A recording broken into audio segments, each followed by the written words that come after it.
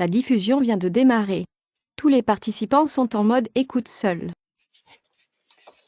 Bonjour à toutes et tous, bienvenue dans cette agora de lancement de la République de l'ESS. Je vous propose qu'on attende 1 ou 2 minutes le temps que tout le monde puisse se connecter, régler les petits problèmes techniques et à 16h05, nous commençons cette agora. Vous voyez s'afficher des caméras, des membres du collectif d'animation qui sont nombreux et nombreuses, avec qui vous allez pouvoir échanger pendant tout au long de cette agora. Donc, je vous demande de patienter quelques minutes, le temps d'attendre les retardataires.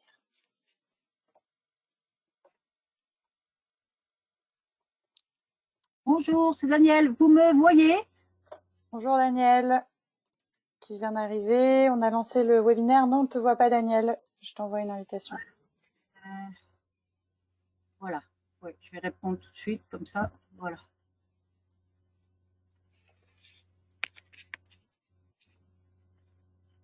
Ça marche? Ça marche très bien. D'accord.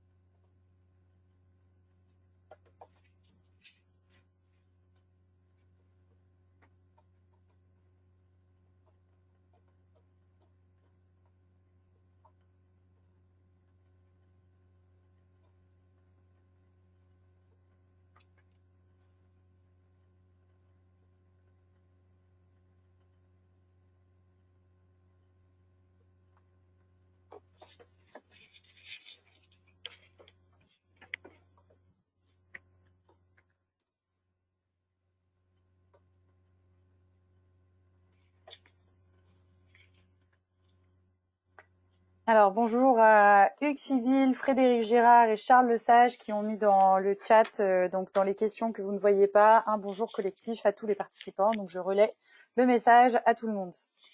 Ainsi que Delphine Manet. Bon, je vais arrêter l'exercice, mais voilà. Bonjour à tous ceux qui nous sollicitent. Avant qu'on commence cette agora, je vais vous expliquer peut-être un tout petit peu la prise en main de l'outil GoToWebinar, puisqu'on a pas mal d'outils de visioconférence et celui-ci n'est pas toujours très utilisé. Vous avez normalement sur le côté de votre discussion donc un petit outil qui vous permet de visualiser les outils de connexion. Vous allez pouvoir, au fur et à mesure de la discussion, allumer votre micro et pouvoir prendre la parole quand on laissera des temps pour le faire. À ce stade, tous vos micros sont par défaut éteints.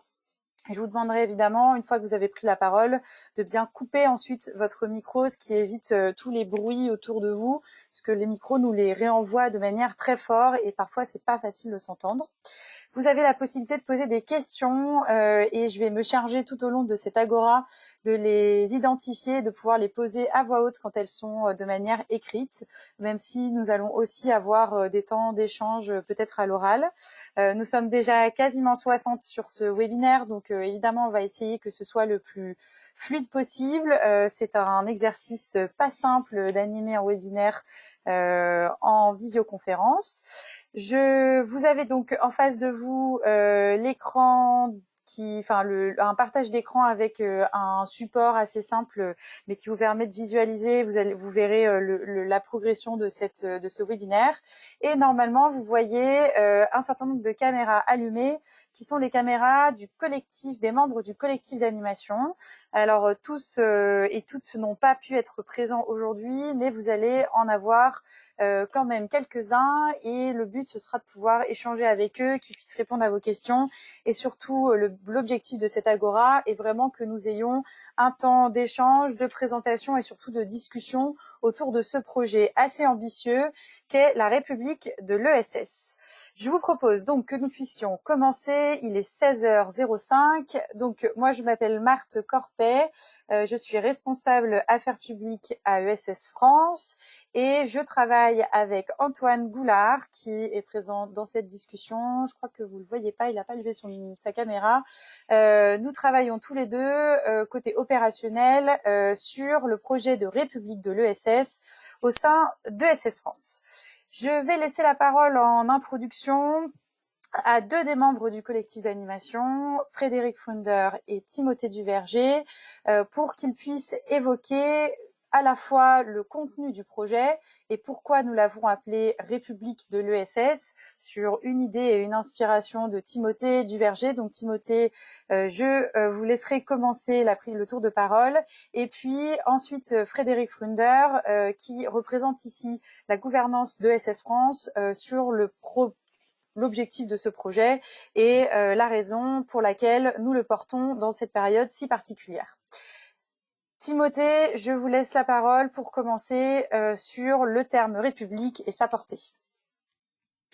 Oui, merci, bonjour. D'abord, désolé de ne pas être en visio, j'ai un petit souci technique, donc j'espère qu'on m'entendra bien. Il ne faut pas hésiter à me dire si ce n'est pas le cas, évidemment. Donc, sur la République de l'ESS, en fait, l'idée, évidemment, c'est une référence historique, notamment à ce qu'avait à une conférence qu'avait pu prononcer Charles Gide à la fin du 19e siècle, dans laquelle il en appelait à une république coopérative. Et donc, c'était devant le congrès coopératif où il s'est laissé aller dans un élan, finalement, à en appeler à une conquête de l'ensemble de l'économie pour la transformer. C'était ça un petit peu la visée. Donc, c'est un projet de transformation de l'ensemble de l'économie, dans un moment où l'économie, évidemment, était essentiellement libérale, où, disons, l'économie sociale commençait à être reconnue, mais ne l'était pas encore complètement, et avait l'héritage d'une certaine répression par l'État. Et donc, à ce moment-là, Charles Gide, qui est déjà le héros des coopératives de consommation en particulier, qui étaient des acteurs structurants à l'époque de l'économie sociale, eh bien, disait il faut conquérir l'économie, donc à partir du commerce d'abord, donc ça c'est le rôle des coopératives de consommation, il faut développer les coopératives de consommation, ce faisant, elles pourront racheter, disons, l'industrie et transformer les entreprises au fond en coopératives de production et aller ensuite encore un cran plus loin en rachetant la terre finalement et en allant vers des coopératives agricoles. Donc il y avait comme ça un modèle de transformation économique avec trois stades finalement de développement: coopérative de consommation, coopérative de production, puis coopérative agricole qui avait à se succéder au fond. Donc c'était ça le projet de république coopérative à l'époque pour Charles Gide. Donc c'était d'abord un projet de transformation économique. Et c'était bien cette idée qu'à l'époque également un certain nombre d'auteurs, pensez à Jaurès, mais il était loin d'être le seul, ils appelaient finalement, un certain nombre d'acteurs appelaient à faire descendre la République. À l'époque, on disait dans l'atelier. Aujourd'hui, on dirait ce serait faire. On voit que les progrès en la matière ont été assez faibles, donc il faudrait effectivement faire descendre la République dans l'entreprise. On voit que c'est difficile d'ailleurs, puisque le récent débat, par exemple, autour de la loi Pacte sur les entreprises à mission n'a finalement que très peu posé cette question-là. On a posé plus les questions d'impact, on a été jusqu'à dire qu'il faut des comités de parties prenantes, mais enfin, la question de la distribution du pouvoir ou de la distribution de la valeur n'a pas vraiment été posée dans ce cadre-là. On voit que même un siècle plus tard, finalement, si du chemin a peut-être été un peu fait, il en reste beaucoup encore à faire. Voilà. Donc en tout cas, c'est véritablement un point important, c'est-à-dire que la République de l'ESS, du coup, c'est d'abord un projet économique avec cette idée, au fond, bien, que les acteurs de l'ESS peuvent expérimenter des solutions nouvelles, répondre ce faisant à des besoins, bien sûr. Elles vont créer des activités, mais elles vont aussi répondre à des aspirations et par là créer d'autres process, aller vers des formes de démocratisation en particulier de la gouvernance. Donc elles vont expérimenter et avec un enjeu fort aussi derrière, puisque évidemment l'objectif c'est d'aller plus loin. Est-ce que ce ne sont que des défricheuses de possibles, ou est-ce qu'au contraire, elles doivent conquérir l'ensemble de l'économie? C'est cette tension-là qui était présente dès le départ, finalement, chez Charles Gide, ce qui a reposé d'ailleurs la loi ESS. On a beaucoup parlé de la question du changement d'échelle, ça revient à ça, finalement.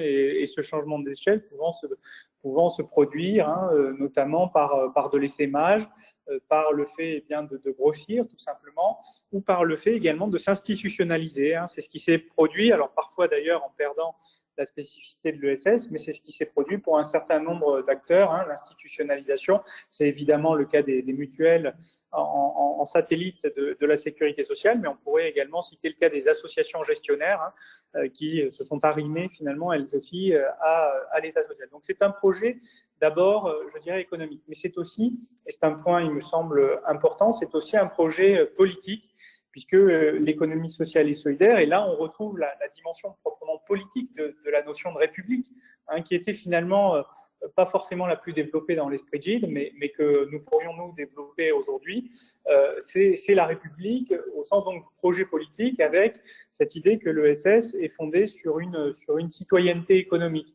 C'est cette citoyenneté économique qui fait d'ailleurs que, à travers l'ESS, on est sur un projet d'émancipation qui vise à mettre fin aux tutelles, hein, c'est-à-dire cette idée de promouvoir.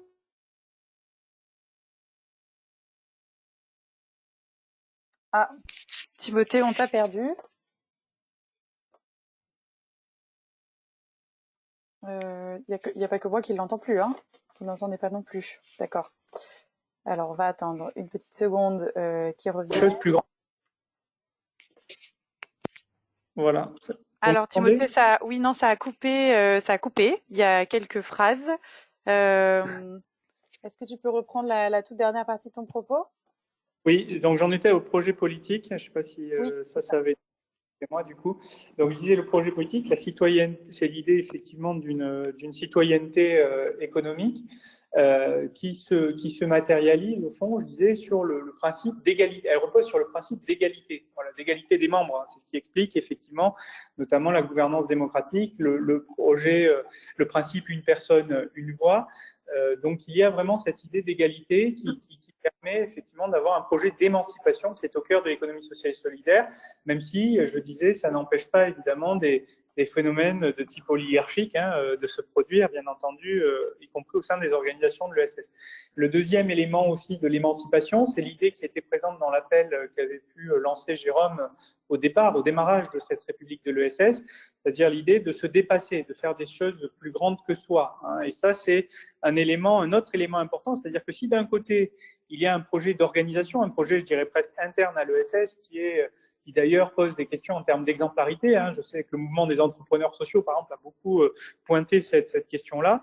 Donc la question de l'exemplarité, il y a aussi l'idée qu'il faut conquérir des droits. Hein. C'est l'esprit 48art, au fond, de la révolution de 1848, c'est-à-dire revendiquer dans le même temps le droit d'association, le droit au travail, voilà, et comment on peut aller plus loin finalement, comment on peut créer de nouvelles protections, par exemple, que ce soit dans le domaine social ou dans le domaine environnemental. Et finalement, ce projet de la République de l'ESS, c'est aussi le projet d'une République sociale et solidaire, c'est-à-dire c'est de dire la République, ce n'est pas que l'ordre. Hein. C'est vrai que souvent, aujourd'hui, dans le débat public, la République est ramenée à l'ordre. Hein. C'est souvent les prérogatives régaliennes qui sont mises en avant. Il ne faut pas oublier que, évidemment, le projet républicain, il se nourrit beaucoup aussi de ce projet de République sociale. Voilà.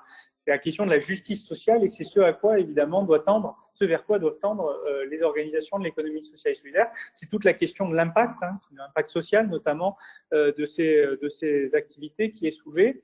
Deuxième aspect, ce serait une République sociale et solidaire. Solidaire étant entendu au sens finalement de la solidarité écologique. Hein, on pourrait introduire cette notion nouvelle pour l'ESS aussi, parce que l'ESS est née finalement dans le contexte de l'industrialisation. Hein, elle est née d'ailleurs plutôt dans les milieux artisans au départ, mais très vite, elle s'est arrimée plutôt à une société industrielle. Et finalement, il y a cette idée que il faut effectivement maintenant développer des droits environnementaux, poser la question au-delà de la justice sociale, de la justice climatique. Enfin voilà, il y a de nouveaux thèmes comme ça. C'est pas un hasard si c'est un modèle coopératif, par exemple, qui a développé les énergies renouvelables au moment de la privatisation de l'électricité. C'était ça aussi, hein, l'idée. C'est pas un hasard, évidemment, que ce soit des acteurs de l'ESS qui aient développé cela. Je pense évidemment, là, dans le cas présent, à Enercop. Voilà, donc il y a cette idée-là.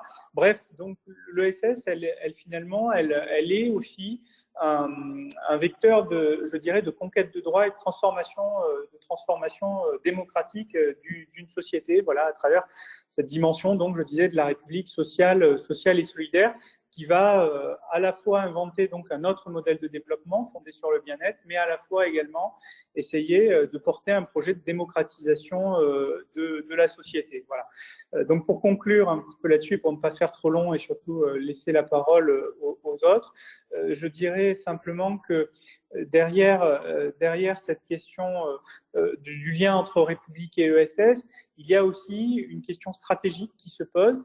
Et là, j'aimais bien paraphraser Jean Jaurès, il le faisait lui pour le socialisme, mais on peut remplacer le mot socialisme par le mot ESS sans problème. Dans sa phrase, il disait finalement la République et l'ESS sont inséparables. Sans la République, l'ESS est impuissante et sans l'ESS, la République est vide. Moi, il me semble que là, il y a une dimension importante, c'est-à-dire sans la République, l'ESS est impuissante, c'est-à-dire que croire finalement que l'entreprise, même sociale, sera elle seule capable de changer la société et par son impact, de la transformer, je pense que ce serait une illusion. Il ne faut pas perdre la dimension politique et aussi ce tiers finalement qui est l'État. L'État, après, on peut imaginer différentes échelles, que ce soit au niveau d'une collectivité territoriale ou plus haut au niveau de l'Union européenne. Mais en tout cas, il ne faut pas perdre de vue que l'instance politique, évidemment, a mission d'organiser la société et que la mission d'intérêt général ne pourra pas être prise en compte que par l'entreprise. Donc, sans la République, l'ESS est impuissante. Mais à l'inverse, sans l'ESS, la République est vide. Il ne suffit pas, finalement, de décider de grands principes. Encore faut-il les incarner et les mettre en œuvre. Et c'est là qu'est tout l'apport finalement de la société civile à travers les organisations de l'économie sociale et solidaire. Voilà un petit peu, je pense, ce qui se cache derrière cette notion de République de l'ESS. Merci beaucoup Timothée pour cette introduction. Je vais laisser la parole à Frédéric Frudner pour finalement se poser la question derrière ces grands principes, ces grands objectifs. Qu'est-ce qu'on met en place, comment on se mobilise, pourquoi ESS France a avancé sur ce projet et a réuni aussi tout ce collectif d'animation. Et puis vous toutes et tous qui participez à ce webinaire, à cette agora pour construire ensemble la République de l'ESS.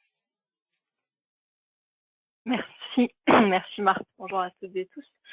Alors, je serai assez brève, surtout que je pense que voilà, Timothée a quand même vraiment tout de suite posé le cadre, les enjeux, la signification, on va dire effectivement politique du projet. Moi, je suis effectivement membre du collectif d'animation au titre de ESS France, l'organisation. Je ne suis pas la seule dans le collectif, et je siège à ESS France en tant que représentante du mouvement associatif.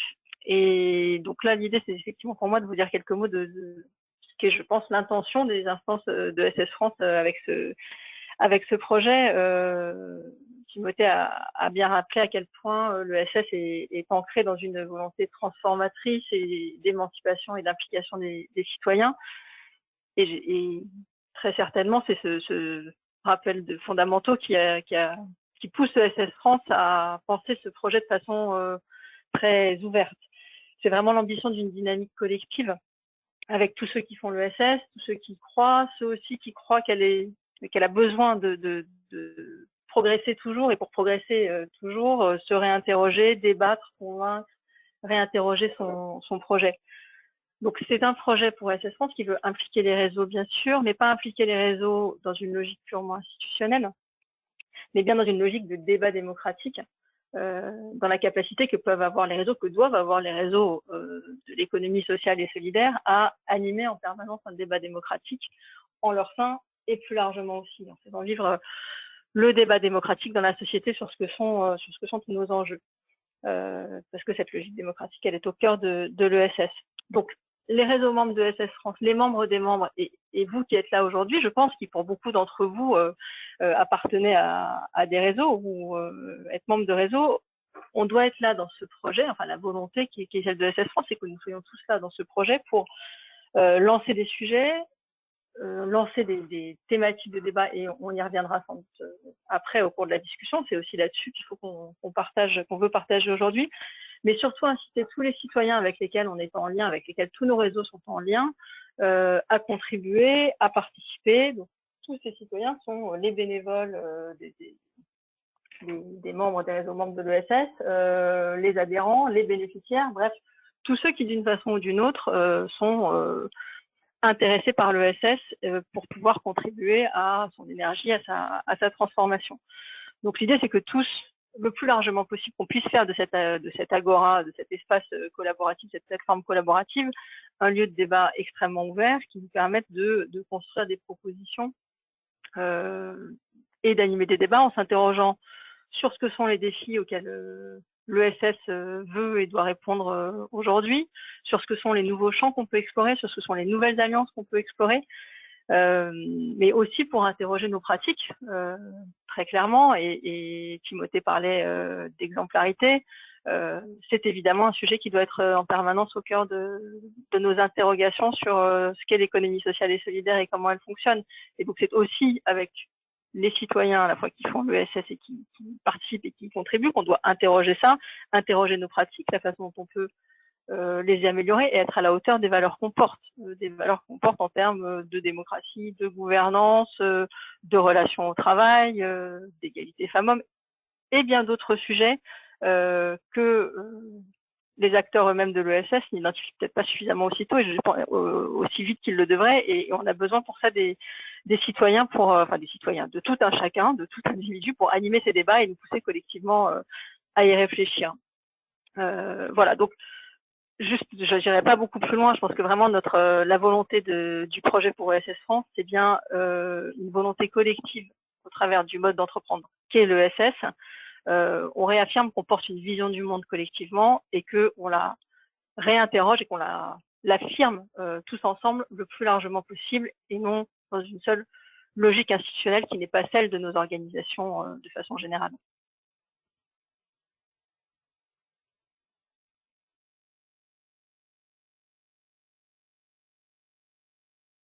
T'entends pas, Marthe? Voilà, ça va mieux comme ça. Je vous propose, merci beaucoup Frédéric, je vous propose que très rapidement, je vous présente le collectif d'animation de la République de l'ESS et qu'après on puisse rentrer directement dans les échanges.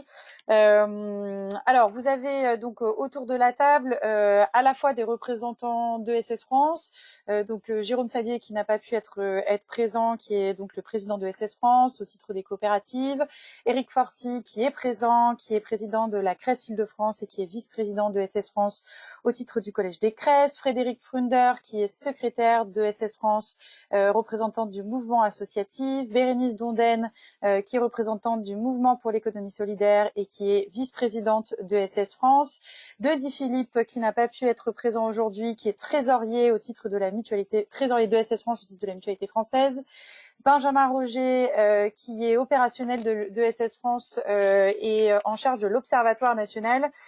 Ensuite, nous avons dans ce collectif d'animation une volonté aussi d'ouverture pour que ce projet soit le plus large possible, avec des représentants des organisations nationales de l'ESS, Cécile Leclerc qui est présente, qui est accompagnée, je crois, de Flore Copin pour l'Avise, Marie Vernier qui représente le labo de l'ESS qui est là aussi, et puis vous avez des personnalités de l'ESS et du monde de la recherche, Daniel Demoustier, Timothée Duverger, Tariq Ghezali, Jonathan Jérémias, Romain Slitine, qui sont aussi quasiment tous présents, je crois bien, à cette agora du collectif d'animation. Donc, c'est toutes les personnes que vous voyez en caméra devant vous.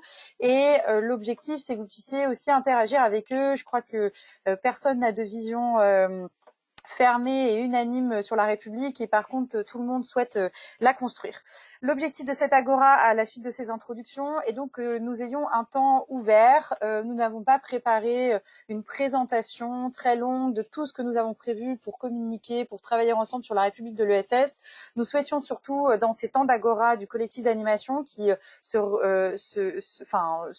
réguliers, il y en aura d'autres à la suite de ce temps-là, justement avoir un temps d'échange, de brainstorming, de remontée d'initiatives, d'idées pour que ce projet de la République de l'ESS, il appartienne à tout le monde et que l'on puisse nous en faire un projet qui soit le plus ambitieux possible, mais surtout qui évolue et qui s'adapte aux besoins de chacun et de chacune d'entre vous et qui soit le plus performant ou en tout cas le plus ambitieux possible à la fin. Peut-être avant de vous laisser la parole et de rentrer dans le fond du sujet de la République de l'ESS, vous le savez certainement, la République de l'ESS trouve un support matériel avec une plateforme numérique qui qui s'appelle www.larepubliqueess.org, dans lequel vous pouvez créer un profil et ensuite faire remonter des propositions, contribuer, faire remonter des ressources, échanger. Il y a des outils de forum. Tous les jeudis, nous animons un petit temps de présentation de cet outil assez technique, mais qui permet de le prendre en main pour celles et ceux qui seraient assez démunis face à des outils numériques, des plateformes participatives comme celle-ci. Et l'objectif, c'est que nous ayons un temps de clôture de ce temps de la République de l'ESS qui va durer pendant 1 an, l'année prochaine, fin septembre, début octobre 2021, à travers certainement un congrès de l'ESS où nous rendrons public les travaux que nous avons fournis et qui permettra aussi de poser les bases d'une interpellation à l'élection présidentielle en fonction aussi de tous les retours qu'il y aura pu avoir. Ça, c'est pour le projet au global. Donc, nous avons 1 an pour travailler, 1 an pour essayer de réfléchir, peut-être plus si nous souhaitons prolonger le projet derrière, mais en tout cas, nous nous donnons 1 an pour essayer de faire remonter un certain nombre d'idées, de laisser l'esprit vagabonder et en tout cas de construire des nouveaux droits, des nouveaux outils derrière la République de l'ESS.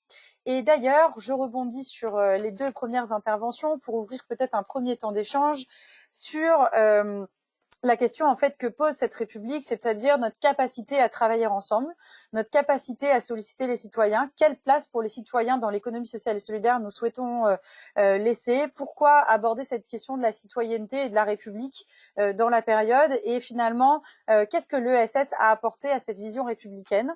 Je vous propose que vous puissiez poser vos questions, ne pas hésiter à proposer d'autres questions dans l'outil questions ou l'outil chat, et puis laisser la parole à ceux qui le souhaitent. J'allume vos possibilités de micro.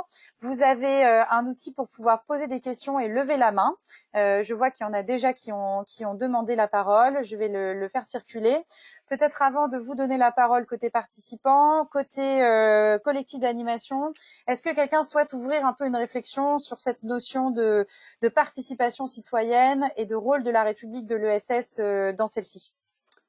Peut-être Tariq, Romain, Daniel?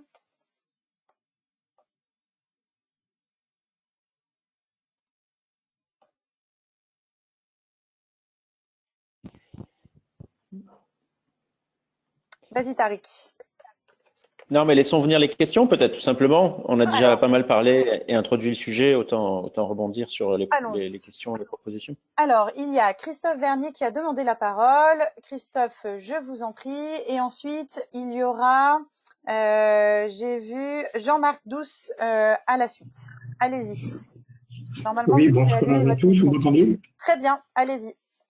Super, merci pour l'introduction, très, très claire. Moi, elle me vient à l'esprit en écoutant les différentes interventions, l'enjeu majeur de transformation de l'ESS pour amener, et je dirais même ramener vers elle la ressource essentielle et sa matière première que sont les citoyens, qui peuvent être tentés aujourd'hui soit de s'en éloigner par méconnaissance, soit même de la contester. Et je pense que les leviers pour ramener ce citoyen vers l'ESS sont principalement l'entrepreneuriat engagé, l'engagement bénévole en tant que tel, mais surtout l'engagement bénévole vers la gouvernance des structures dans lesquelles il est bénévole. Et également un troisième enjeu qui m'apparaît essentiel aujourd'hui, c'est celui d'employabilité, nouveau et inventé par le pacte civique, pour que les structures de l'ESS en tant qu'employeurs soient à la hauteur des attentes des citoyens et notamment des jeunes pour leur parcours professionnel. Merci beaucoup. Je laisse la parole à Jean-Marc Douce et je ferai ensuite le relais des questions écrites. Allez-y. Oui, bonjour à toutes et à tous. Jean-Marc Douce de Niort. Je vais me situer exactement dans le thème de l'implication des citoyens. Et vous annoncer que l'appel à la République de l'ESS a été entendu du côté de Niort et du sud de Sèvres, puisque nous venons d'annoncer ce matin la création d'un collectif qui s'appelle Élan économique, social et solidaire.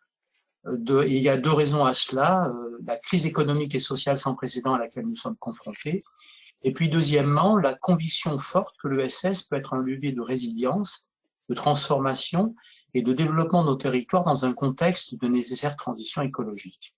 Donc, en fait, pour nous, il ne s'agit pas de rajouter, je dirais, un machin de plus dans un territoire, notamment le Niortais, où l'ESS exerce déjà un rôle significatif. En fait, pour nous, il s'agit de mobiliser des agissants de l'ESS et des citoyens agissants pour aider à faire face à cette crise autour de projets, de nouveaux dispositifs à installer parce qu'efficaces ailleurs ou tout simplement à créer.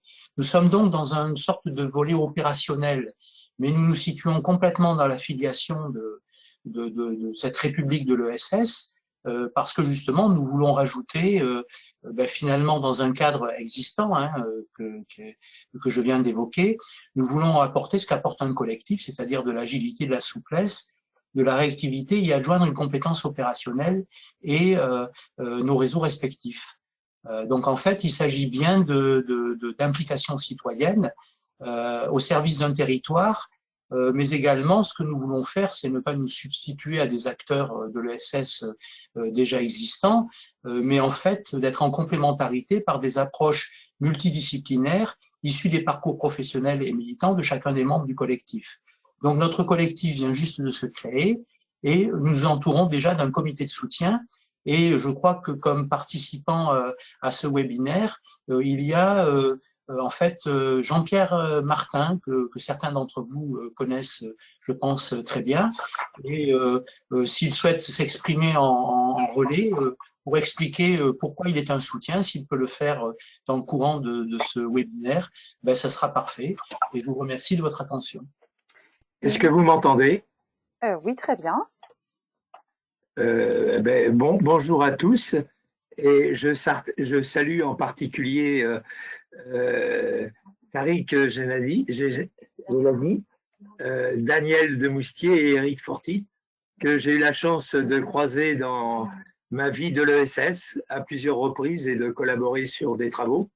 Donc je suis niortais et bonjour et effectivement, dans la suite de ce que vient de dire Jean-Marc Douce, nous sommes porteurs de ce collectif suite à 15 ans ou 20 ans d'action sur notre territoire, où j'ai fait partie des premiers PTCE, puisque j'ai fait partie de l'équipe qui a inventé le statut des SIC.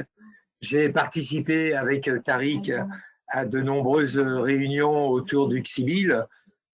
Donc effectivement, j'ai l'âge d'apporter aussi, j'en ai plus derrière que devant, donc j'ai l'âge aussi d'apporter mon expérience à tous les jeunes et cette idée du collectif, c'est aussi pour, on a parlé de changer d'échelle et pour moi, la République de l'ESS me va très bien et me permet de m'exprimer ou de réaliser ou de soutenir les projets des uns et des autres, que ce soit dans notre territoire ou ailleurs, comme dit Jean-Marc, par des transferts de compétences ou de réalisations.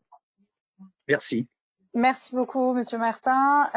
J'en profite pour donner la parole, s'il le veut bien, à Uxibil qui a mis une question assez longue dans l'espace questions. Je pense que ce sera plus simple de la poser en direct.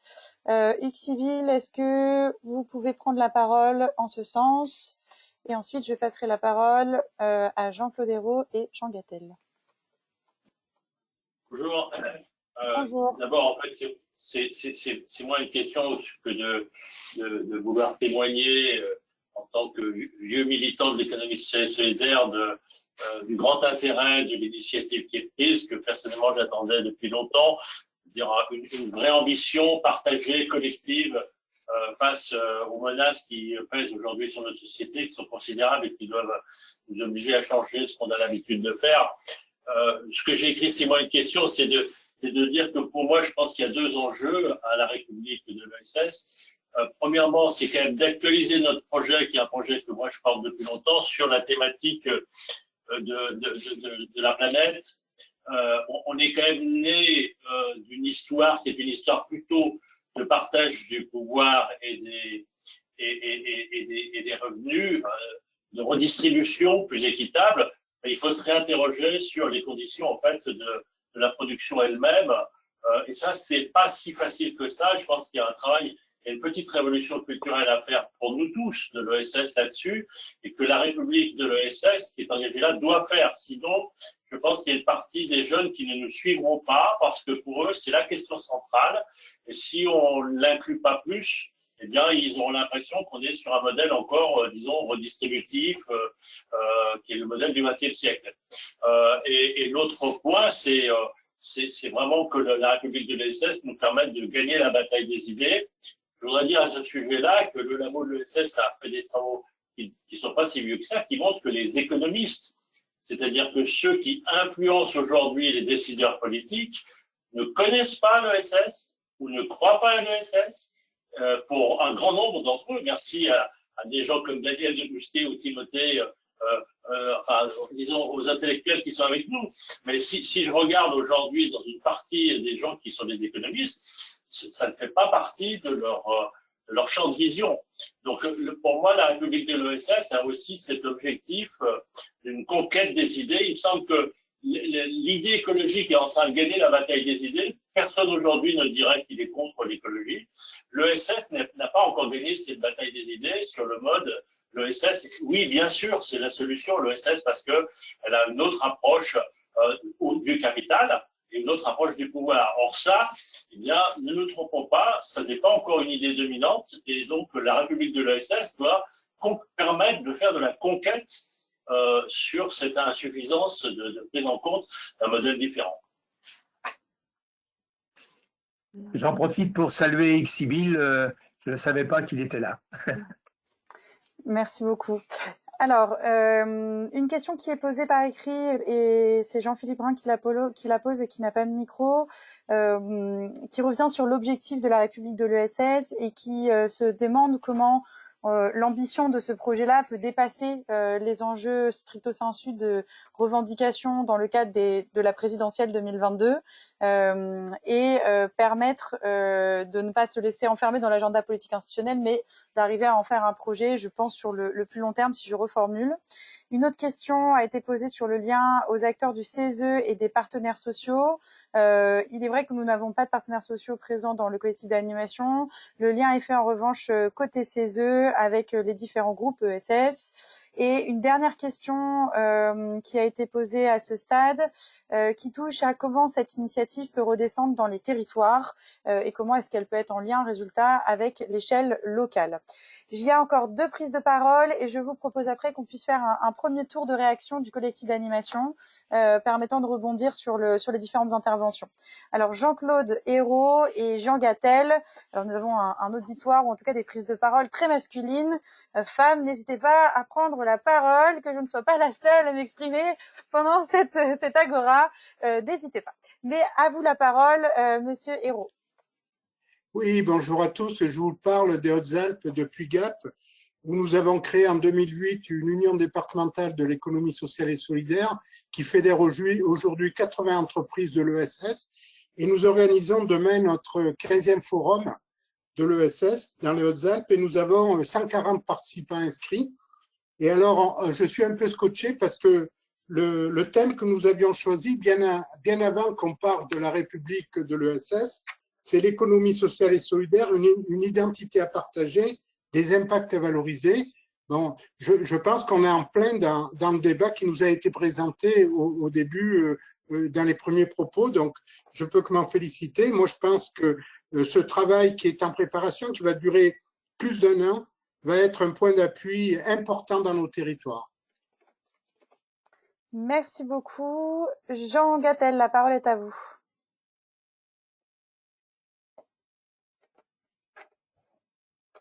Alors, je vous allume votre micro, ça vous aidera peut-être. Voilà, votre micro est allumé, allez-y. Bon, merci. Moi, je me félicite de cette initiative.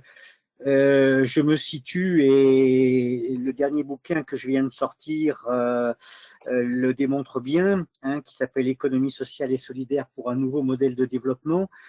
Dans ce qu'on pourrait appeler l'économie sociale de transformation, hein, que j'oppose à l'économie sociale de régulation, qui est en gros le modèle qu'on voudrait nous imposer en nous rejetant uniquement dans une espèce d'économie qui serait là pour réparer les dégâts du système dominant. C'est pas tout à fait cela mon combat depuis 40 ans. Je suis vraiment dans le camp de ceux qui pensent que l'alternative au système néolibéral qui devient de plus en plus urgent à définir, tant le calendrier nous est compté par rapport à l'évolution de la crise systémique. C'est véritablement un modèle de développement global qui tourne autour des principes et des valeurs fondamentales de l'économie sociale, en particulier dans son rapport avec le capital, la gouvernance et son utilité solidaire et écologique. Je voudrais surtout insister, moi, sur la nécessité que nous avons à gagner, et ça a déjà été dit avant moi, la bataille idéologique, parce qu'on se rend bien compte à l'heure actuelle que le néolibéralisme, plus qu'un appareil de destruction massive sur le plan économique et social, est également un instrument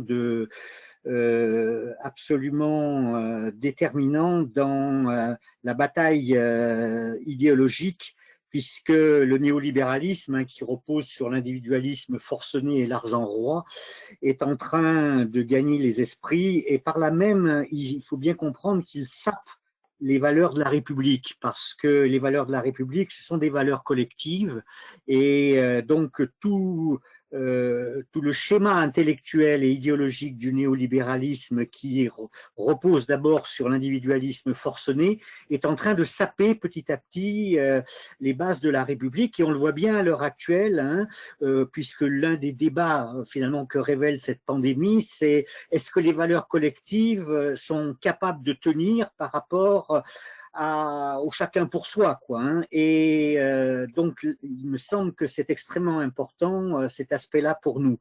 Enfin, je crois vraiment qu'il faut inclure notre projet de République de l'ESS dans une volonté de bâtir ce que je ne vois encore émerger nulle part à travers le monde, un nouveau modèle de développement qui rompe avec le productivisme et le dogme de la croissance, pour essayer de créer les conditions de produire, consommer et échanger autrement.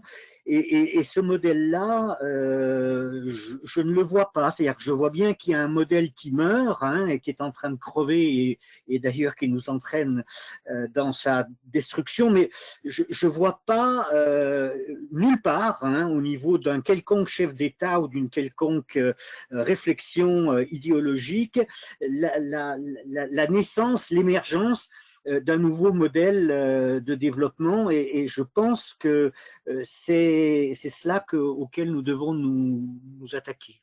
Voilà, je ne sais pas, c'est peut-être un petit peu confus ce que je viens de dire, mais j'ai pris le web en cours de route, pardonnez-moi, je suis arrivé un petit peu en retard.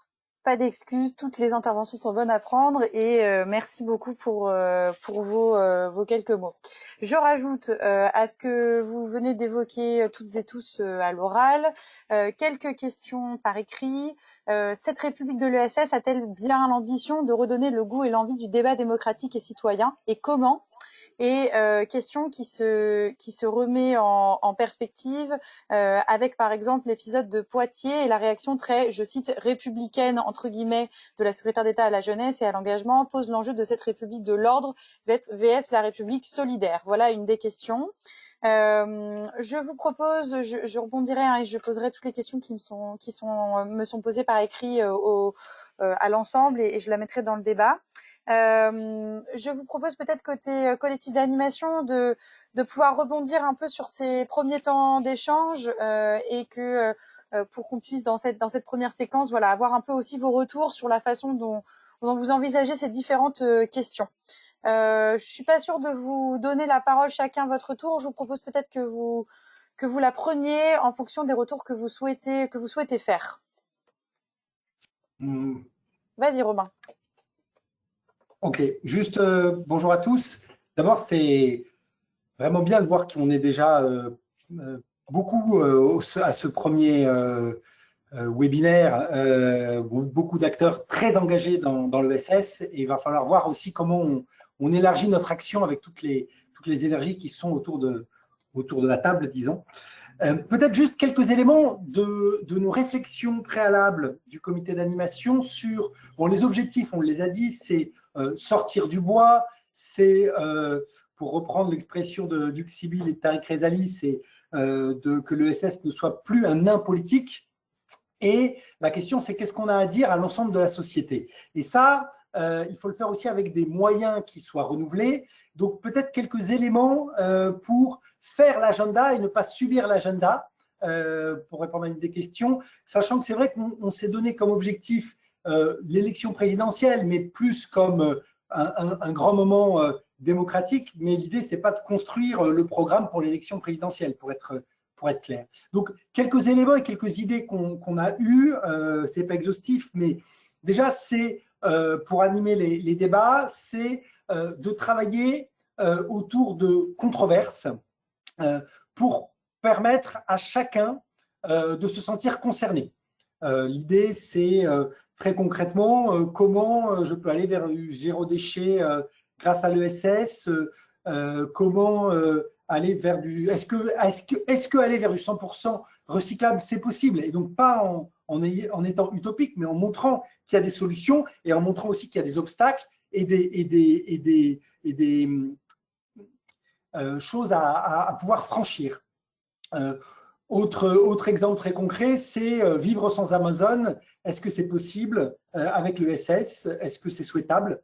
Donc, l'idée, c'est vraiment de pouvoir animer autour d'un certain nombre de controverses les débats et donc de pouvoir attirer le maximum de personnes. Là-dessus, je précise quand même sur quelle est notre cible. Notre cible, c'est de s'adresser à l'ensemble des citoyens. Il y a un intervenant qui l'a dit, c'est de pouvoir retrouver la citoyenneté qui est au fondement de l'ESS. Et en même temps, peut-être que dans un premier temps, ce qu'on s'est dit, enfin, je mets tout ça un peu au débat, hein, mais ce qu'on s'est dit, c'est qu'on avait un cercle intermédiaire qui était toutes les personnes qui sont engagées dans l'ESS ou pour qui l'ESS veut dire quelque chose, ou qui aimeraient s'engager, ou qui aimeraient mieux le connaître. Donc, c'est à ces personnes-là déjà qu'on veut s'adresser dans un premier temps.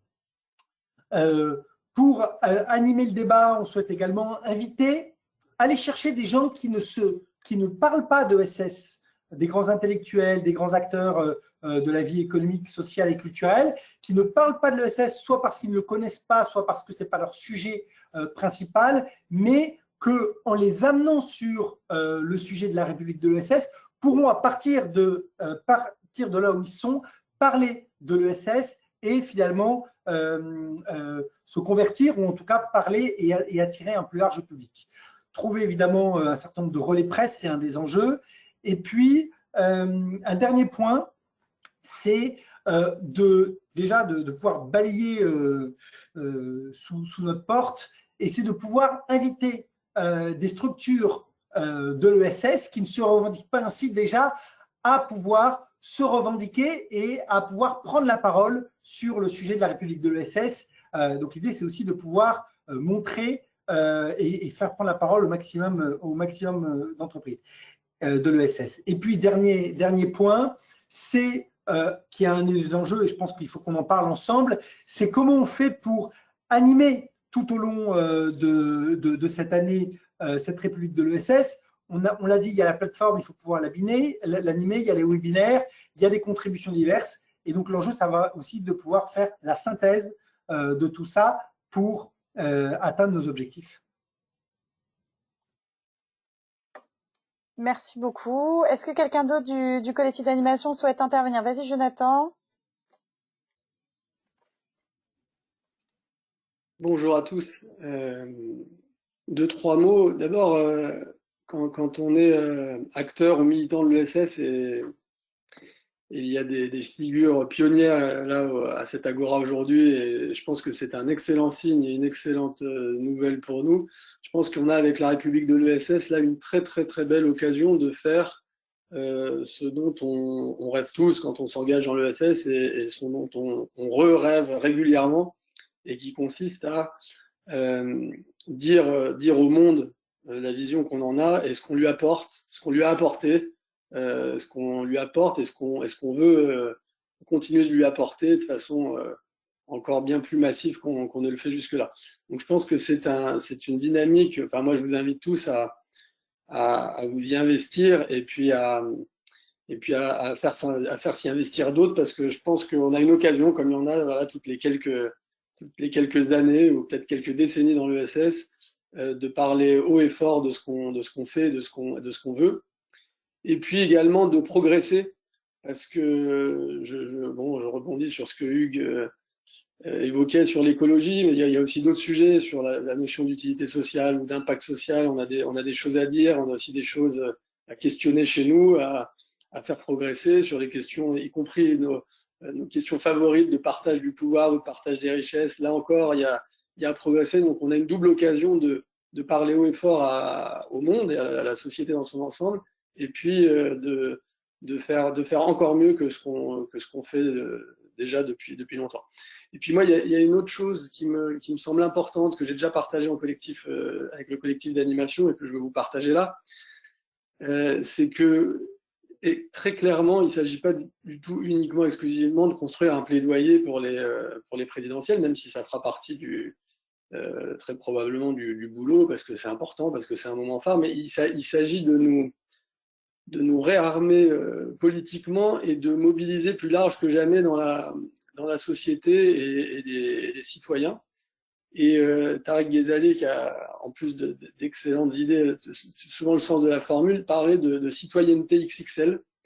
Et je voudrais vous dire ce qu'il entendait par là, ce qu'on a échangé ensemble ces derniers temps, c'était l'idée que moi j'ai vécu personnellement il y a une vingtaine d'années, quand je me suis engagé dans le mouvement altermondialiste, assez vite je me suis demandé mais comment je pourrais agir en cohérence avec mes idées.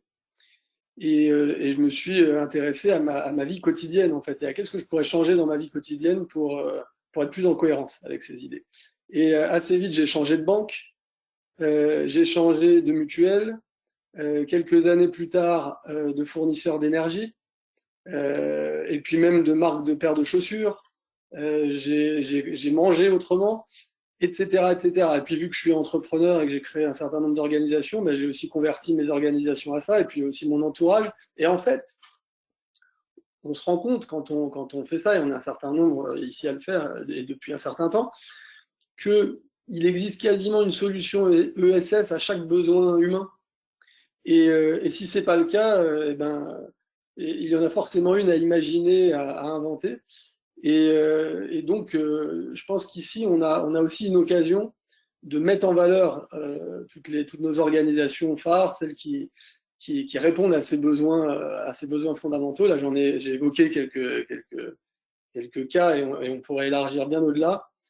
Et puis, peut-être de les rassembler quelque part. Alors, on a évoqué un site internet, peut-être une application, mais que, enfin, d'une certaine manière, ceux qui veulent vivre autrement, qui veulent consommer autrement, qui veulent entreprendre autrement, s'y retrouvent et se rendent compte qu'il y a énormément de possibilités, et puis que ça leur donne envie aussi de participer eux-mêmes, et puis de créer d'autres réponses. Mais déjà, simplement, si on arrivait à réaliser ça, à avoir un endroit référence où, quand on veut vivre, consommer autrement, et là je dis autrement, et j'entends de façon sociale, solidaire, écologique, eh bien il y a largement de quoi faire. Et évidemment, c'est un levier énorme de changement d'échelle. Parce que si tout d'un coup, les 60 millions de Français se mettent à consommer ESS, et quand ils veulent travailler, à choisir une entreprise ESS, quand ils créent une entreprise, à créer une entreprise ESS, alors vous voyez bien qu'assez vite, on change le monde. Et moi, c'est tout ça que je vois dans cette dynamique de la République de l'ESS, et ce qui fait d'ailleurs ce qui explique mon implication et mon enthousiasme, et que je voulais vous partager dès cet agora-lancement. Merci beaucoup, Jonathan. Bérénice Donden, je crois, tu souhaites prendre la parole. Oui, je souhaite prendre la parole. Merci. Donc, déjà, forcément, comme tous les partenaires du collectif, c'est un plaisir de voir que cette République de l'ESS s'organise, et qu'aujourd'hui, nous sommes plus de 70 ou 80 personnes à en parler. Ce à quoi je suis attachée pour le mouvement pour l'économie solidaire, c'est de là d'où je parle, c'est sur la question de la citoyenneté. On en parle de cette citoyenneté. Alors, est-ce que c'est l'ESS qui doit aller vers la citoyenneté ou l'inverse? J'oserais dire que si on dit qu'on veut faire une république de l'ESS, alors on veut renouer avec quelque chose d'essentiel pour nous tous, c'est-à-dire les droits humains, les droits sociaux, les droits économiques, les droits culturels et bien d'autres encore, les droits fondamentaux pour ainsi dire.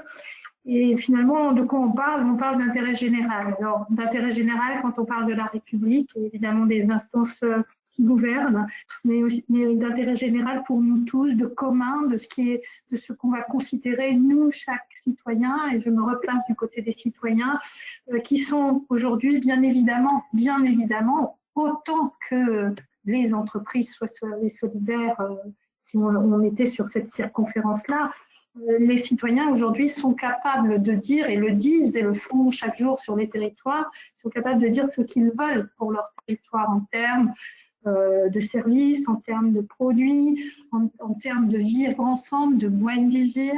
Et moi, j'ai beaucoup confiance, en fait, je dirais, dans la manière dont nous pourrions aller vers les citoyens pour, au contraire, je dirais non pas porter la bonne parole, mais plutôt écouter ce qu'ils nous ont, ce qu'ils et elles ont à nous apporter.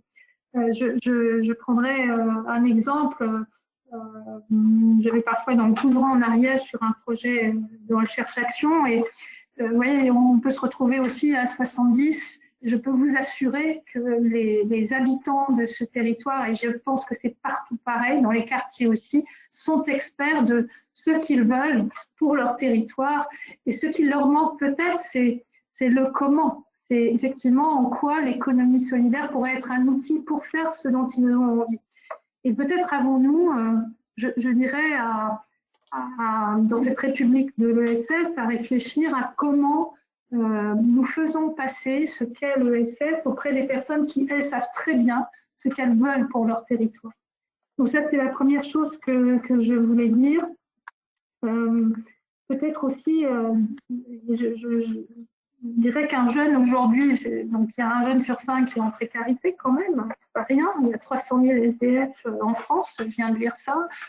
Alors, je pose un peu la question, comment aujourd'hui on associe les personnes qui sont en précarité? C'est-à-dire pour faire de l'ESS aujourd'hui, faut-il être ce que nous sommes là tous ensemble, c'est-à-dire des gens engagés, des entrepreneurs, des militants, ou pouvons-nous imaginer dans cette république de l'ESS que nous confions aussi à d'autres personnes qui n'ont peut-être pas les mêmes mots, n'ont peut-être pas le même capital culturel, ni le capital financier d'ailleurs, pour en être de l'ESS, pour dire ensemble, voilà comment on pourrait entreprendre, partager ensemble des choses d'ordre d'intérêt général.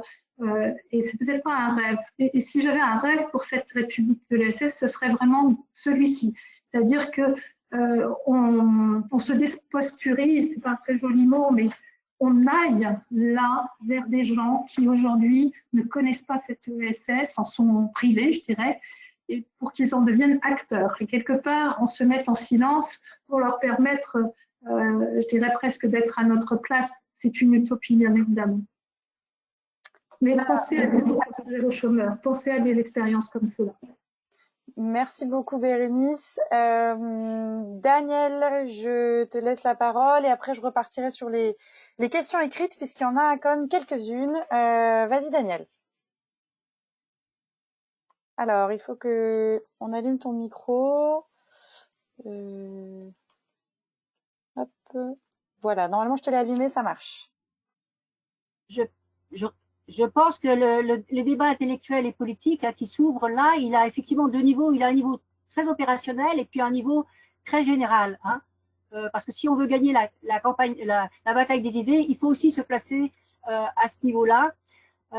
J'ai une petite référence historique que je garde toujours en tête. En même temps que Charles Gide parlait de la République coopérative, il participait à 4 conférences sur 4 écoles de l'économie sociale à la fin du 19e siècle qui était organisée à Genève. Et pourquoi je dis ça? C'est parce que ces écoles ont montré que l'ESS, l'économie sociale de l'époque était déjà traversée par des idées un peu différentes. Et je crois qu'il ne faut pas que le débat d'idées soit sclérosant, c'est-à-dire l'idée, c'est pas d'avoir une seule vision de l'ESS dans l'avenir, mais qu'au contraire, cette vision de l'ESS, elle soit enrichie par des apports complètement divers, hein, et qui permettent aussi de mettre sur la table les divergences qu'il peut y avoir sur l'avenir de l'ESS et dans la société. Je crois que c'est tout à fait important. Hein. Et puis, par rapport à la relation aux économistes, jusqu'à présent, je crois qu'on a essayé un petit peu de conduire les économistes à venir sur notre terrain. Et je pense qu'il faut aussi faire la démarche interne, la démarche inverse, excusez-moi, hein, c'est-à-dire d'aller sur les terrains des économistes et voir comment l'ESS peut s'inviter dans les débats des économistes. Parce qu'autrement, on sera toujours dans l'entre-soi, même si cet entre-soi grossit. Hein, il y a 79 formations universitaires sur l'ESS, qui est pas mal sur le territoire français. Hein. Mais je crois que vraiment, là, on a une démarche à faire vers l'extérieur. Hein. Comme Bérénice disait, aller aussi ne pas toujours parler de où on est, mais aller voir où sont les autres, hein, et comment les autres peuvent effectivement s'intéresser à l'ESS. Je finirai par aussi une question qui a été abordée sur l'ancrage territorial. Hein, comment la République de l'ESS peut s'ancrer territorialement? Alors, on a déjà deux exemples. Hein. On a Niort et Gap qui sont déjà parmi nous. Hein. Et je crois que là, il faut effectivement qu'on aille chercher aussi des relais sur les territoires. Hein. Alors, il y a les relais des CRES au niveau régional et je pense qu'il faut aller chercher aussi des relais sur les territoires plus petits, hein, plus proches des citoyens, plus proches, plus ancrés dans cette économie de proximité. Hein. Et je pense que ça, c'est aussi un travail qu'on a à faire, d'aller chercher hein, où sont ces relais pour pouvoir aussi les associer à cette démarche. Merci beaucoup, Daniel. Alors, je vous propose quelques... En fait, il y a pas mal de questions qui sont surtout... qui vont permettre de passer à une seconde étape, en tout cas une seconde partie dans cette agora, qui est finalement comment on s'organise, comment on travaille ensemble derrière ces objectifs. Évidemment, certains ont précisé l'objectif, comment faire participer particulièrement les salariés, les précaires, comment ne pas s'enfermer dans un agenda, comment ouvrir, comment ne pas rentrer dans une république de type censitaire où le populisme est très puissant. Il faut sortir de la perception actuelle et ouvrir la République. Ce que tu fais pour moi, mais sans moi, tu le fais contre moi, et sortir de cette idée-là. Donc, pas mal de propositions à la suite donc sur comment on s'organise, comment on va travailler. Est-ce que certains ne pourraient pas être identifiés comme des référents, comme un peu des ministres, je cite quelqu'un, pour chaque thématique, pour un pôle environnement, un pôle numérique, etc., pour chacune des questions. Comment les propositions peuvent-elles être montées et est-ce que tout ça doit passer par la plateforme? Et finalement, si on veut travailler sur des sous-projets, quel espace on peut avoir? Comment rendre le projet proche des territoires? Qu'est-ce que j'ai eu d'autre comme question? Tac. Alors attendez, laissez-moi une toute petite seconde. Ne faudrait-il pas commencer par discuter des échecs du passé qui expliqueraient que l'idée même de l'ESS n'infuse pas dans la société civile si facilement? Comment dépasser les débats d'entre-soi? Comment envisagez-vous concrètement les espaces de travail et de contribution sur ces projets? Donc, on va rentrer donc dans cette séquence où l'objectif, c'est de réfléchir un peu collectivement à des nouveaux outils.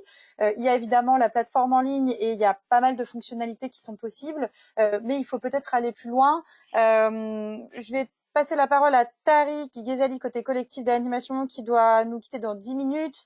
Donc comme ça, qui peut rebondir peut-être et sur la première séquence et sur le début de cette seconde, en ouvrant aussi un peu d'autres possibilités auxquelles on a commencé à réfléchir, mais sur lesquelles surtout on est preneur d'un échange avec l'ensemble de vous participants.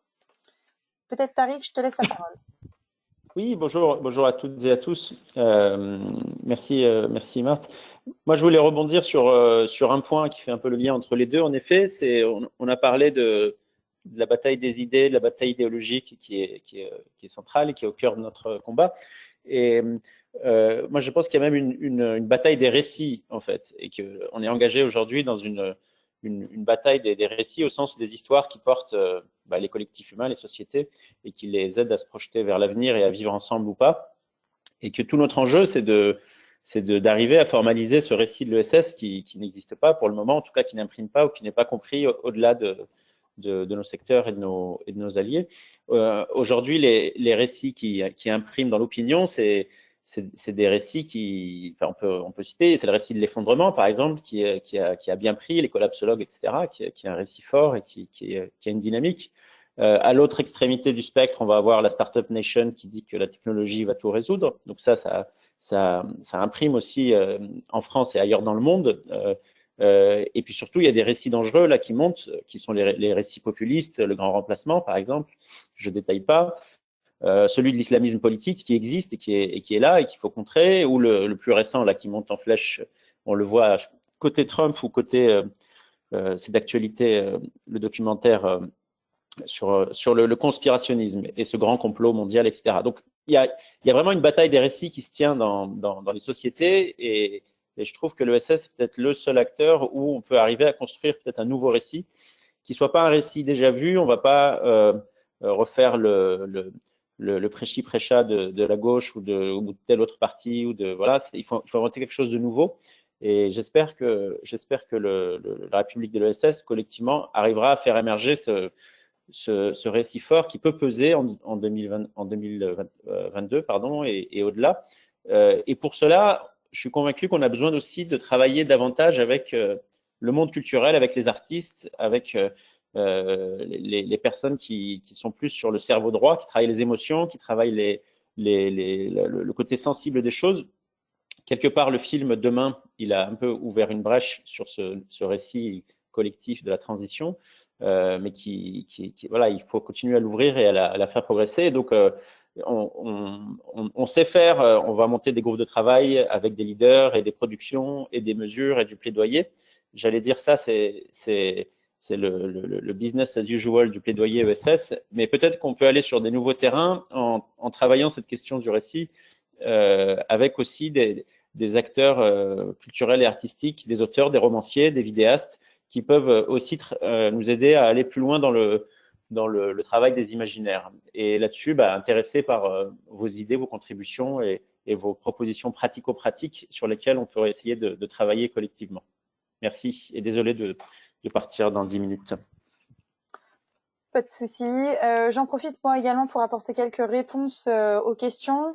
Nous avons donc des espaces qui sont entre guillemets déjà prévus dans le cadre de la plateforme La République de l'ESS.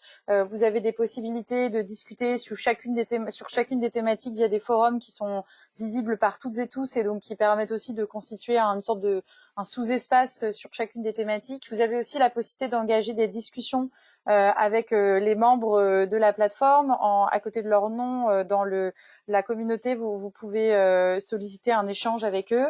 Vous avez la possibilité aussi d'échanger autour de chacune des propositions que vous formuleriez, qui sont pas que des propositions à destination des candidats à l'élection présidentielle, loin de là, mais qui sont des propositions sur comment on construit cette République de l'ESS. Ça, c'est ce qu'on a déjà prévu. Évidemment que ça ne suffit pas. Donc, on est aussi preneur de toutes vos idées pour améliorer ces outils-là et surtout faire en sorte que ça soit le plus participatif possible et le plus large possible. Donc, c'est aussi le but de ces agoras, c'est que on construise des nouveaux outils ensemble et des nouvelles idées et que ça ne repose pas que sur nos 15 cerveaux qui sont pourtant en ébullition, je peux vous l'assurer, mais qu'on aille voilà un petit peu plus loin. Et n'hésitez pas à prendre la parole puisque à chaque fois je retranscris vos échanges à l'écrit, mais des fois c'est peut-être plus simple de pouvoir le dire directement. Alors il y a Jean-Marc Douce qui a redemandé la parole. Allez-y et puis n'hésitez pas donc à appuyer sur la petite main à côté de votre nom dans le tableau de bord. C'est comme ça que vous pouvez demander la parole. C'est assez pratique parce que moi je le vois et je peux tout de suite vous la donner. Allez-y, Monsieur Douce.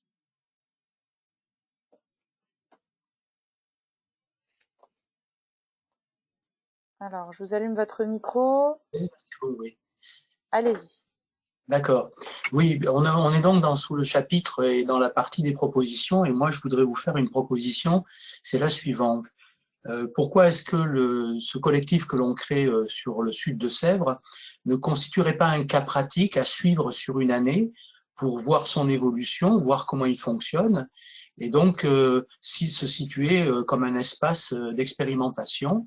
Et à ce titre-là, donc, il faudrait pouvoir prévoir, si c'était accepté et retenu, que nous ayons quelqu'un qui, au niveau du comité de projet, nous suive et qu'on puisse faire remonter comme ça, au fil du temps, les différentes étapes que nous suivons et les premières réalisations que nous avons pour voir comment, en fait, on a recours finalement à des citoyens, puisque notre projet est de proposer une offre d'engagement social et économique à des citoyens, justement. Qu'est-ce que vous en pensez ?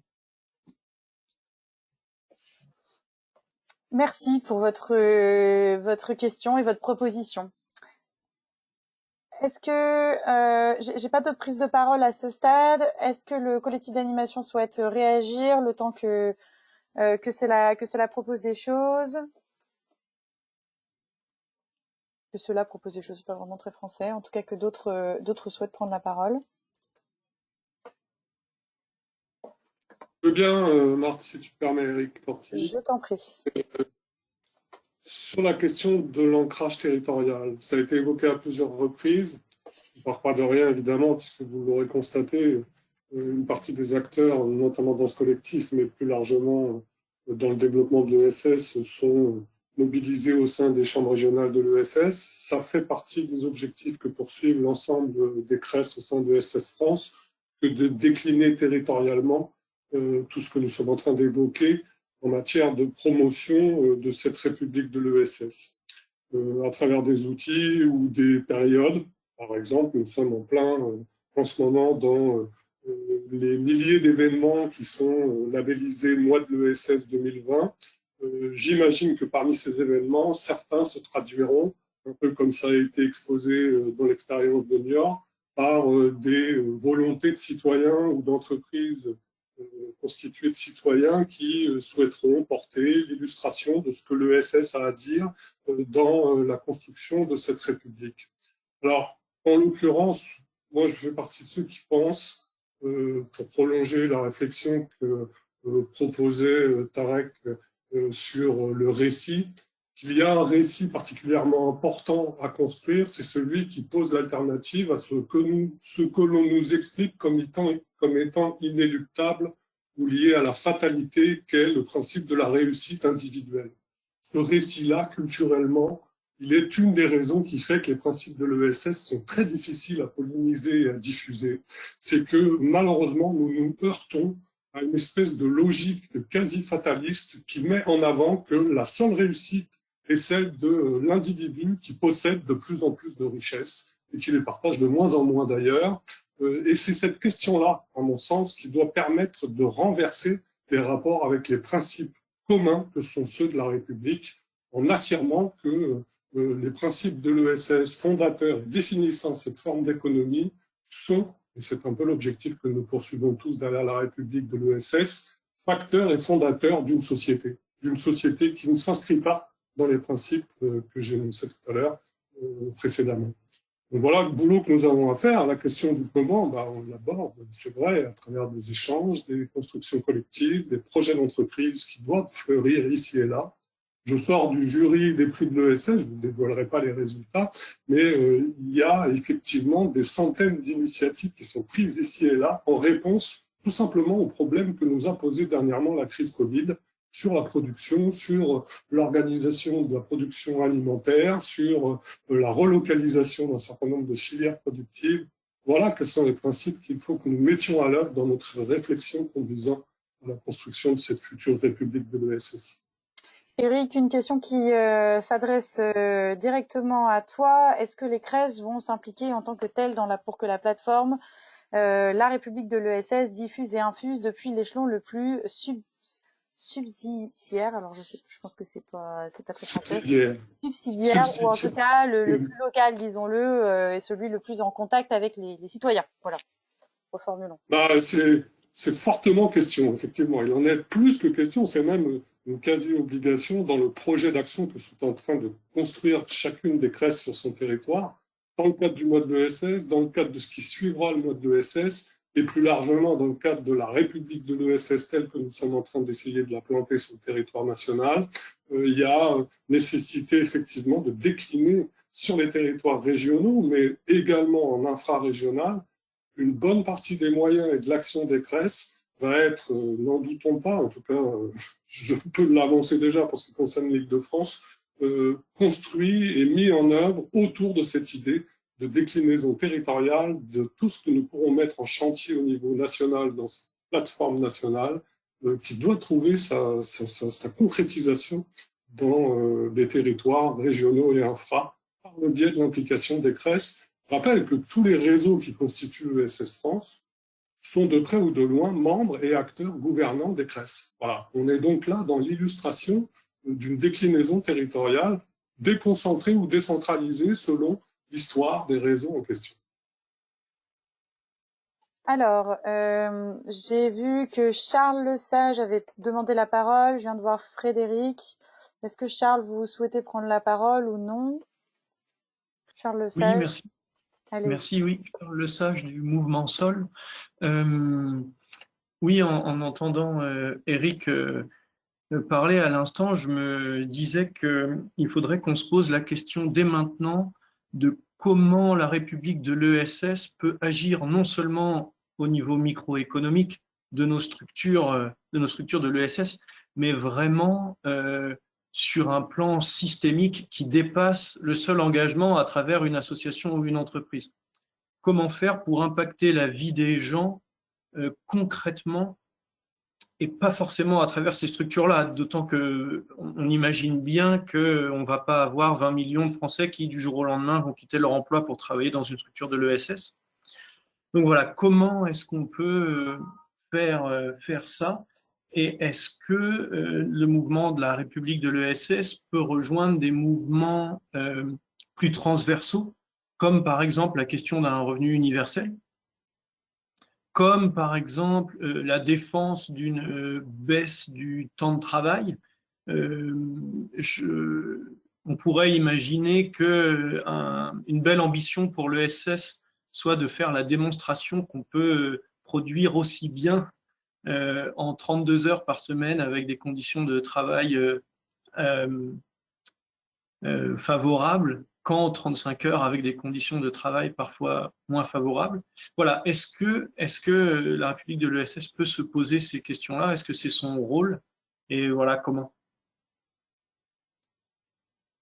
Je passe la parole à Frédéric Prunder. Alors, je ne sais pas si tu voulais réagir directement à cette question-là, sinon je ferai tourner la parole, mais je pense que c'est possible. Mais sinon, Alors, à cette question-là, non, parce que je ne la connaissais pas encore quand j'ai demandé la parole. Mais je pense effectivement que, en tout cas, on peut se poser ces questions-là dans le cadre de la République de l'ESS. Moi, il me semble, en tant que je parle sous le contrôle des autres membres du collectif d'animation, aucune question n'est interdite, au contraire. Ça ne veut pas dire qu'on trouvera forcément la réponse collective à la question qui sera posée. Mais en revanche, qu'on se la pose collectivement me semble intéressant. Moi, je voulais rebondir sur les propos d'Éric, mais finalement, ça est en lien, et en réagissant surtout sur redire le rôle du collectif. Je pense effectivement que c'est central dans la bataille des idées et qu'on a intérêt à remettre ça en avant puisque c'est au cœur de l'ESS à un moment où aujourd'hui, quand on parle d'engagement, on parle beaucoup d'engagement individuel avant tout et que finalement c'est l'engagement de chacun qui semble compter, ce qui est vrai, mais on oublie bien souvent de dire à quel point il est important dans une dynamique collective et peut-être que l'ESS oublie de le redire suffisamment. Donc je pense effectivement que c'est un des enjeux dans la bataille des idées.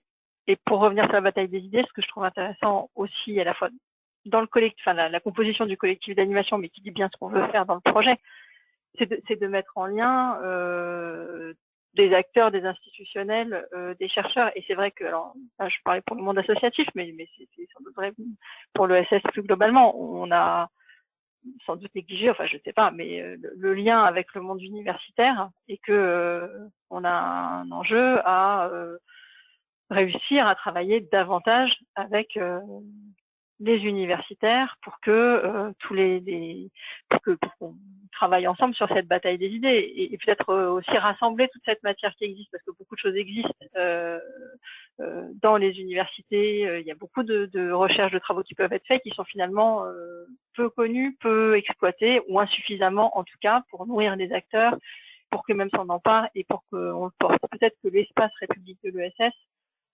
le projet République de l'ESS, peut aussi en partie servir à ça. En tout cas, il faut l'avoir en tête, c'est-à-dire quand on va chercher les acteurs sur les territoires, c'est aller aussi chercher les acteurs dans les universités, des doctorants, des étudiants qui peuvent aussi venir alimenter notre travail. Et pour revenir sur l'aspect territorial, évidemment les CRES, mais c'est ce que j'ai dans mon propos introductif, il faut que tous les réseaux membres de ESS France, donc toutes leurs composantes, s'impliquent là-dedans, parce que si ce sont juste les CRES ou juste les mouvements associatifs régionaux ou juste les URSCOP, on sera à côté de la plaque en fait. Hein.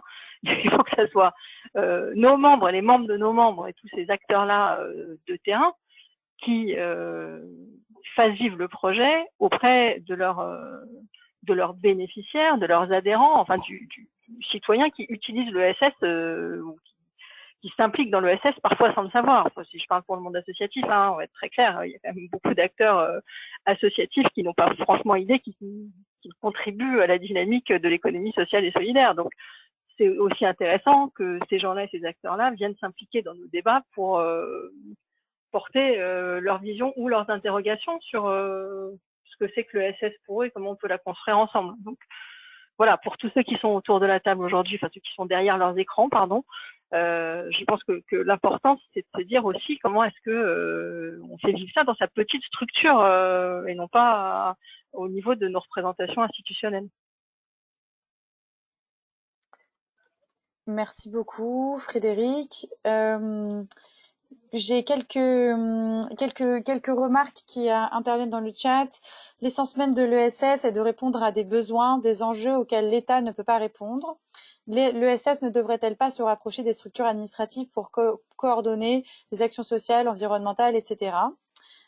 Autre remarque qui vient d'arriver, si la République de l'ESS est un projet de génération, investir beaucoup plus sur l'éducation comme avec l'ESPER pour semer des bonnes graines et le bon discernement auprès des jeunes, donc une proposition d'action. Une remarque sur l'implication des CRES. Il y avait des demandes de parole, mais résultat, vous avez déjà pris. Alors, il y a Monsieur donc Jean-Claude Hérault encore et Monsieur Charles Lesage, vous avez encore votre main levée, donc je suppose que c'est une erreur. Donc, allez-y, Monsieur Jean-Claude Hérault et Monsieur Jean-Pierre Martin. À la suite. Oui, excusez-moi d'intervenir deux fois, mais j'insiste vraiment que ça vient un peu dans le débat sur les territoires. J'en suis heureux, mais moi j'ai la conviction que j'ai travaillé avec Danielle Demoustier, elle le sait, elle connaît notre façon de travailler dans notre département. Moi, ma conviction, c'est que si les CRES s'organisent pas pour descendre dans les départements, sur les territoires, on arrivera pas, on va avoir des résultats. Mais il n'y aura pas vraiment les remontées de terrain. Et à la question comment on s'organise, moi j'ai envie de faire une proposition. Nous, on est prêts au niveau de notre département, on a la force de le faire, d'organiser une vidéoconférence avec pourquoi pas un intervenant. Bon, on parle d'intervenants des facs. Nous, on va faire intervenir Patrick Jean Faldoni demain dans le cadre de notre forum. Bien évidemment, on fait toujours intervenir un intervenant, un universitaire, mais moi, je verrais bien dans le courant de l'année 2021 une ou deux visioconférences avec un intervenant du collectif ESS France qui pourrait non pas nous envoyer la bonne parole, mais nous expliquer, parce que moi je vais essayer de répercuter ce que j'ai entendu aujourd'hui, cet après-midi, mais moi je verrai ça, il faut qu'on fasse du concret. À la question comment on s'organise, la plateforme, c'est bien, mais ça suffira pas. Il faut vraiment qu'on aille en direction des acteurs de l'ESS pour montrer ce qu'on est capable de faire et l'enjeu qui est le nôtre. Parce que je pense aujourd'hui, je terminerai par là, c'est qu'on ne mesure pas, parce qu'on n'a pas assez de recul, les conséquences de la crise qu'on est en train de vivre. On y reviendra sûrement dans quelques mois, on aura une analyse avec un peu plus de recul, mais je pense que ce que nous sommes en train de vivre est vraiment, ça nous dépasse tous. Et j'ai une conviction absolue, c'est que les acteurs de l'ESS, l'économie sociale et solidaire, ont un rôle à jouer. Dans cette crise et à la sortie de cette crise, on aura un rôle à jouer. Donc moi, il me semble que l'année 2021 devrait être émaillée d'initiatives dans les départements, dans les territoires, à l'initiative de ESS France, avec des interventions du collectif, d'un membre du collectif ou des membres du collectif de ESS France. J'en profite pour vous partager une des réflexions qui est remontée dans la partie questions, notamment sur les enjeux de lien avec les collectivités et les institutions locales, puisqu'il y a beaucoup de maires, par exemple, qui sont issus des listes citoyennes et qui sont en train d'essayer de se réunir pour aborder cette question de repenser la gouvernance. Donc, je trouvais que c'était assez intéressant aussi qu'on l'ait en tête. Beaucoup de propositions ou en tout cas de souhaits de pouvoir aborder la question du pouvoir, de la distribution de la valeur. On a dans le cadre de la plateforme formulé une thématique autour de la notion de partager, du partage des richesses, partage du pouvoir, partage de la valeur, qui est assez large. C'est peut-être l'occasion d'aller faire des propositions dans ce cadre-là et de pouvoir avoir un échange pour le coup en thématique sur ce sujet. Quel objectif concret attendons-nous de cette République de l'ESS? Un dossier de 100 pages dans un an, le lancement d'initiatives sur les territoires, des citoyens formés à l'ESS. Il faut définir nos objectifs avant de définir comment nous organiser. Je pense que c'est une excellente question et c'est celle qui matrice un peu la réflexion que nous avons. On a déjà des objectifs qui sont établis et qui sont publics, celle d'écrire une nouvelle déclaration politique pour l'ESS, une sorte de nouvelle carte d'identité qui serait consolidée par le collectif d'animation que vous avez devant les yeux à partir des propositions qui seront remontées via la plateforme. Ça, c'est un objectif. Se servir de cette matière pour interpeller les candidats à l'élection présidentielle, c'est un deuxième objectif, mais vous avez vu, c'est loin d'être l'objectif avec un grand L et un grand O de la République de l'ESS. Ça en fait partie, mais ce n'est pas le seul. Et moi, je pense qu'il faut que la République de l'ESS ce soit surtout un lieu qui permet de faire foisonner des nouvelles idées, qui nous permet de nous organiser et sur des projets et des objectifs auxquels nous n'aurions peut-être pas pensé au début, mais qui permettraient, parce que quelques-uns d'entre vous souhaitent avancer sur un sujet dans ce cadre-là, et bien de pouvoir avoir de l'espace pour travailler ensemble et faire des nouvelles propositions. On a pensé justement à comment on illustre cette nouvelle citoyenneté XXL, quelle chose nous souhaitons proposer en termes peut-être de lancer un sondage sur ce que pensent les citoyens de l'ESS, d'avancer sur du projet dans les territoires. Est-ce que parler de ce partage de la valeur, ça peut pas faire naître des projets? En tout cas, c'est vers ça que nous souhaitons aller. Alors, je vois qu'il y a François Rousseau. Je laisse la parole à François Rousseau en priorité, et puis Jean-Pierre Martin, si vous souhaitez prendre une nouvelle fois la parole, je vous laisse la parole juste après. Allez-y, François Rousseau, et ensuite Jean-Pierre Martin. Voilà, le seuil est bon. Disons que moi, j'ai deux questions que je voudrais qu'on inscrive, quoi. Je ne veux pas la réponse aujourd'hui. La première, c'est comment toutes les actions qu'on mène dans le cadre de l'ESS à l'école ou à l'université ou n'importe où, on peut, à partir de ESS France, faire en sorte d'essayer d'embarquer les scolaires et les étudiants sur la plateforme. Je pense que c'est quelque chose qui doit aller de pair, puisqu'on est au contact de jeunes, faire monter les jeunes sur la plateforme, les faire monter dans le train. Ça, c'est un premier. Je pose la question, je ne veux pas la réponse aujourd'hui. Ça suppose que quelques-uns se cassent la tête, ou au cas quelques-uns, on se casse la tête. La deuxième, c'est, je pense que ça, ce n'est pas local, mais c'est national. Il faudrait qu'on puisse échanger sur un problème pour revisiter nos valeurs. Parce qu'il y a un problème dans l'ESS qui n'a rien à voir avec la chanson de Pierre-Paul ou Jacques, c'est comment faire en sorte, quand on pèse 10% du PIB, que dans nos structures, l'ESS, ce ne soit pas uniquement le cœur de métier, et que tout ce qui n'est pas cœur de métier, on sous-traite au secteur capitaliste. Donc ça, c'est quelque chose qu'il faut visiter. Et je pense que si on fait le tour des uns et des autres, il n'y a qu'à se demander qui c'est qui fait le ménage, ou qu'est-ce qui fait ci, qu'est-ce qui fait ça, et qu'on se rend compte que ce n'est pas l'ESS. Donc le problème, c'est de savoir avoir un échange nationalement pour savoir au moins qu'on est une religion, 2, éventuellement de se dire quels sont les outils qu'on aurait besoin pour pouvoir faire dans l'ESS ce qu'on confie à d'autres qu'à l'ESS. Puis c'est tout. Après le reste, je ne vais pas inventer l'eau chaude. Je pose 2 questions. Vous y réfléchissez ou on y réfléchit à un endroit ou à un autre, et puis on regarde comment, dans cette longue période qu'on a jusqu'à 2022, on peut éventuellement essayer de trouver une réponse à ces questions, quoi. Ça ne veut pas dire qu'on aura le mode d'emploi, quoi, mais au moins se les poser, quoi. Voilà, c'est tout, j'ai fini. Merci beaucoup. Jean-Marc Martin, si vous voulez reprendre la parole.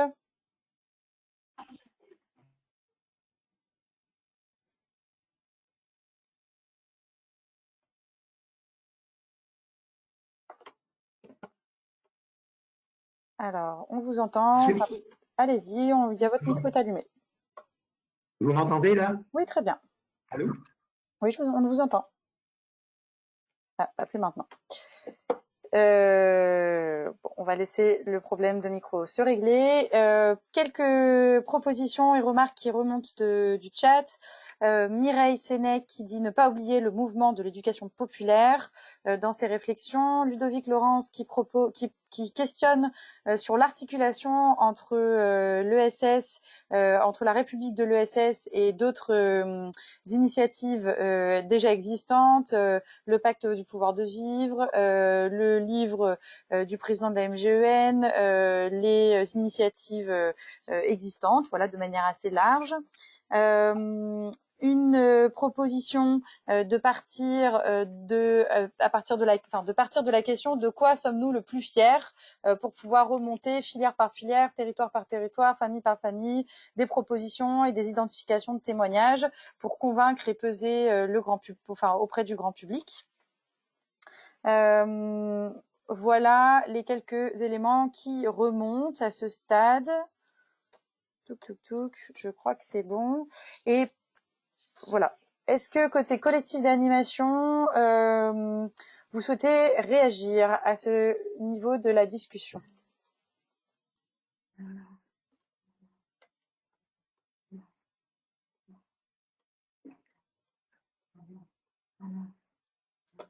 Oui, je veux bien, Marthe. Peut-être simplement, voilà, sur dire que la République de l'ESS, elle peut être portée effectivement par des territoires, bien sûr par toutes les CRES, mais aussi tous les membres de l'ESS France, le mouvement associatif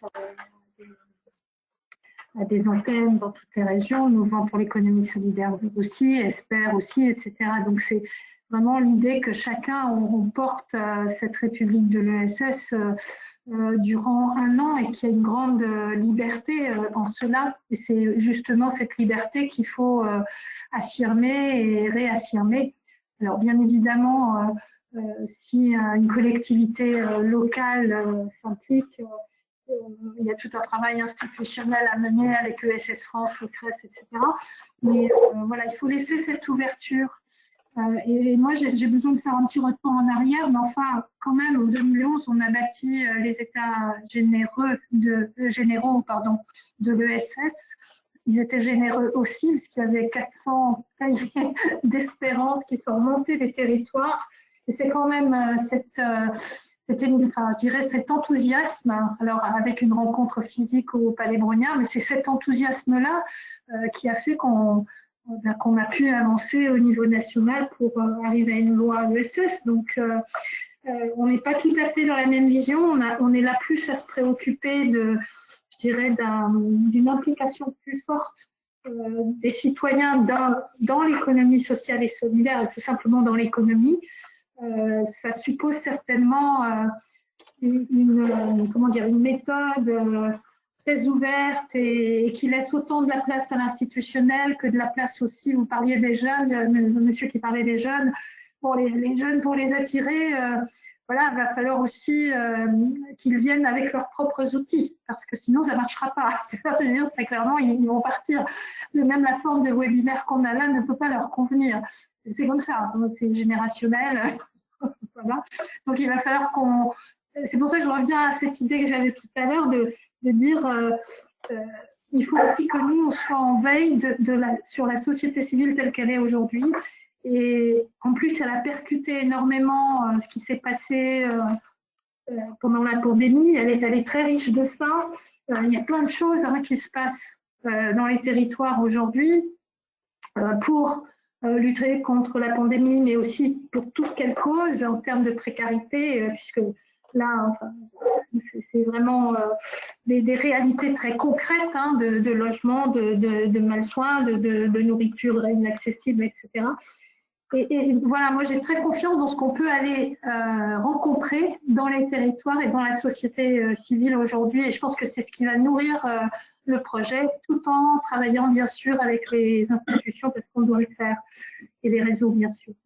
Voilà, c'était juste mon petit message. Retrouvons l'enthousiasme des États généreux, donc de l'ESS, et bâtissons une république aussi joyeuse, parce qu'on en a besoin. On est un peu triste, on est en confiné, tout ça. Donc, il faut quand même qu'on donne de l'enthousiasme tout en associant bien sûr la recherche. On a vraiment besoin de la recherche. Jean-Louis Laville, qui n'est pas avec nous dans ce collectif, enfin, a sorti un manifeste international de l'économie solidaire, et il s'exprime beaucoup en ce moment sur les médias, et j'ai vu qu'il a participé à cette émission sur Arte sur laquelle il faudra qu'on revienne. Je pense qu'on a besoin de tout le monde, voilà, c'est juste ça, et je pense que c'est très enthousiasmant. Et nous, en Occitanie, l'affiche que vous voyez vers moi, là, le monde d'après une société précaire aux économies solidaires, ça derrière, c'est à la fin de la semaine, et ça s'inscrit dans la République de l'ESS, et on a envie de porter des propositions pour le défi précarité, parce que pour nous, c'est l'essentiel aujourd'hui. C'est la précarisation de la société, c'est ce qui pour nous est le plus fort. Donc c'est le combat vers lequel on veut aller. Voilà, c'est tout ce que j'avais à vous dire. Merci Bérénice. Allez, pour essayer d'équilibrer un peu en plus les temps de parole, je suis contente de laisser la parole à Marie Vernier du labo de l'ESS. Vas-y Marie. Merci. Ouais, c'était pour rebondir justement sur ce que disait Bérénice, qui évoque les états généraux. Je parle depuis le labo de l'ESS. Le labo de l'ESS a été créé pour porter les états généraux de l'économie sociale et solidaire qui fêteront leurs 10 ans l'année prochaine. Donc c'est vraiment en communion totale que le labo travaille à ce nouveau projet de la République de l'ESS. Pour répondre aussi à la question de la prise au territoire et de la manière de faire remonter la matière, c'est aussi comme ça qu'on a l'habitude de travailler. Et donc tous les travaux que le labo mènera entre cette fin d'année et l'année prochaine, bien entendu, seront versés à la dynamique. Je pense notamment à des conférences régionales qu'on organisera au deuxième semestre. On est complètement en phase pour faire remonter cette matière concrète qu'on a l'habitude de faire vivre dans nos études, pour la faire remonter également au collectif. Merci Marie. Il y a Jonathan Jérémias qui souhaite prendre la parole. Oui, en fait, je voulais appuyer le propos de Bérénice parce qu'il me semble très très important. C'est que si on veut réussir notre pari et les citoyens, ensemble, il va falloir assez vite qu'on imagine des outils qui parlent au plus grand nombre. Alors attends, Jonathan, on t'entend pas du tout. Je sais pas si tu mets ta main sur le micro ou peut-être. Enfin, on entendait ton micro, mais on t'entendait parler, mais comme dans un oreiller, quoi. Donc, il y a peut-être. Voilà, là, on t'entend. Vas-y. Là, c'est bon, là? Oui, très bien. Ok, pardon. J'ai rien changé pour ça. Mais je voulais juste, je voulais appuyer le propos de Bérénice, parce que ça me semble très très important. Je pense que si on veut mobiliser les citoyens, la société dans son ensemble, et puis changer sortir de notre précaré, de l'entre-soi, il va falloir qu'on imagine vite des outils qui le permettent. Notamment si on veut parler aux plus jeunes. Moi, je pense que, et on le voit bien là, à un webinaire comme ça, c'est très difficile parce qu'en fait, on se voit pas, on se touche pas, on se parle pas vraiment en fait, on discute à moitié. Et c'est pas nous qui décidons de ça, mais je pense que d'une certaine manière, on pourra réussir la République de l'ESS telle qu'on la projette, parce que c'est comme ça qu'on se projette en fait naturellement. On n'a pas encore intégré la vie confinée. en fait, ça ne réussira que si on fait du face-à-face. Et moi, je pensais, là, en discutant, voilà, en vous entendant les uns les autres, qu'il faudrait certainement faire une espèce de tour de France de la République de l'ESS, avec des vrais événements comme on aime, où on se retrouve de visu. Bon, à défaut de quoi, on fera les choses virtuellement, mais j'ai peur que ça... J'étais même en train de me dire, est-ce qu'il faudrait pas, si jamais on vit une année de plus comme ça, à moitié confiné, s'il faudrait pas reporter le projet. Ça, je le dis, c'est comme ça, hein. C'est juste pour vous dire que je pense que pour que ça marche, cette histoire, il va vraiment falloir qu'on se bouge et qu'on se mobilise et qu'on mobilise les autres. Et pour mobiliser les autres, c'est très difficile quand on n'a pas le face-à-face et le contact direct. Ou alors, il faut être excellent sur le digital. Et là, à mon avis, on a un chantier urgent. Parce que il y a de quoi faire. Si on veut mobiliser la jeunesse, penser application, penser aux réseaux sociaux. Il faut vraiment qu'on monte en puissance là-dessus, parce que sinon on risque d'être pas beaucoup plus de 100 dans un an quand on fera un bilan de tout ce qu'on a fait. Merci beaucoup. Alors, nous avons donc plusieurs remontées. Peut-être Loïc Brunet, vous avez mis pas mal de questions sur le chat. Est-ce que vous ne souhaiteriez pas prendre la parole directement pour que vous puissiez en parler en direct, si vous êtes encore là? Oui, normalement ça marche. Votre micro est allumé. Oui, bonjour. Bonjour. Un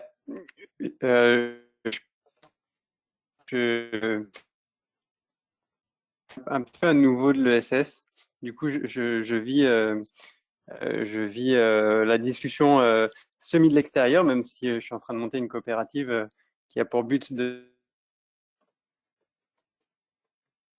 design au service de l'ESS. Et je me pose beaucoup les questions, notamment de la complexité que génère du pouvoir et de la richesse, de la valeur, et de quels outils on peut se donner aussi. Ça rejoint la discussion de Jonathan pour visualiser en fait cette complexité-là et pouvoir jouer avec.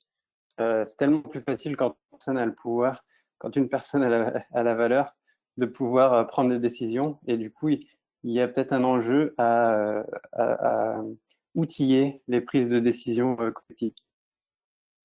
Une des questions que j'aimerais mettre sur la table. Merci beaucoup. On a juste eu un moment où ça a coupé un peu au début. Vous disiez que vous étiez en train de monter une coopérative. Dans quel secteur? Parce que vous l'avez dit, mais on n'a pas entendu. Ah, pardon. Nous, on a une expertise de l'innovation par le design, donc qui a pour vocation de jouer des outils de stratégie créative pour répondre à des problèmes complexes. D'accord, utiliser la stratégie créative. Ok. Eh ben, merci beaucoup et bienvenue. Vous avez, voilà, la République de l'ESS s'adresse à tout le monde et on est ravis que vous puissiez pas du tout en fait être à l'extérieur, mais bien à l'intérieur du projet. Et j'espère que on vous laissera tout l'espace nécessaire pour que vous vous sentiez bien à l'intérieur du projet. En tout cas, il y a une autre demande de parole, Roderick Egal. Oui, bonjour. Je ne sais pas si vous m'entendez. Très bien. Ok. Un petit coucou depuis Barcelone, en voisin donc, enfin à peu près confiné pareil. J'ai suivi avec intérêt les premières communications sur ce sujet et j'ai voyé que l'ESS voulait parler au monde. Alors ça devient un petit peu ambigu, mais ça peut être sympa. Est-ce que la démarche est strictement franco-française ou est-ce qu'on peut penser à des connexions? Alors bon, il y a forcément, je dirais, débat.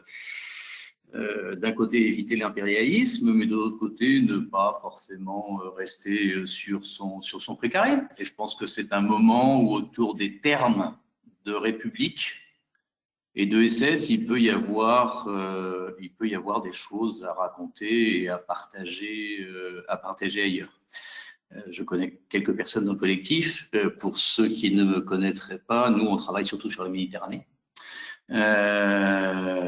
Voilà, surtout et seulement d'ailleurs.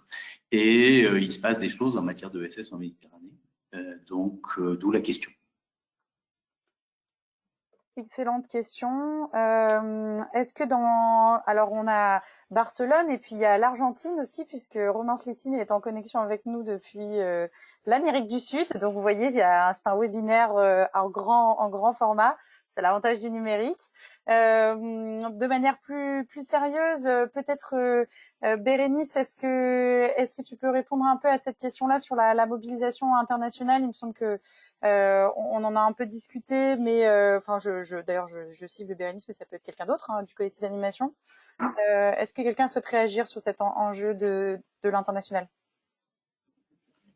Alors moi, je peux réagir de ma place, évidemment, puisque le mouvement pour l'économie solidaire fait partie du Forum social des économies transformatives qui, d'ailleurs, en est à sa phase finale, puisqu'il se termine le 18 novembre, piloté de Barcelone, justement, et qu'il présentera un agenda international des économies transformatives.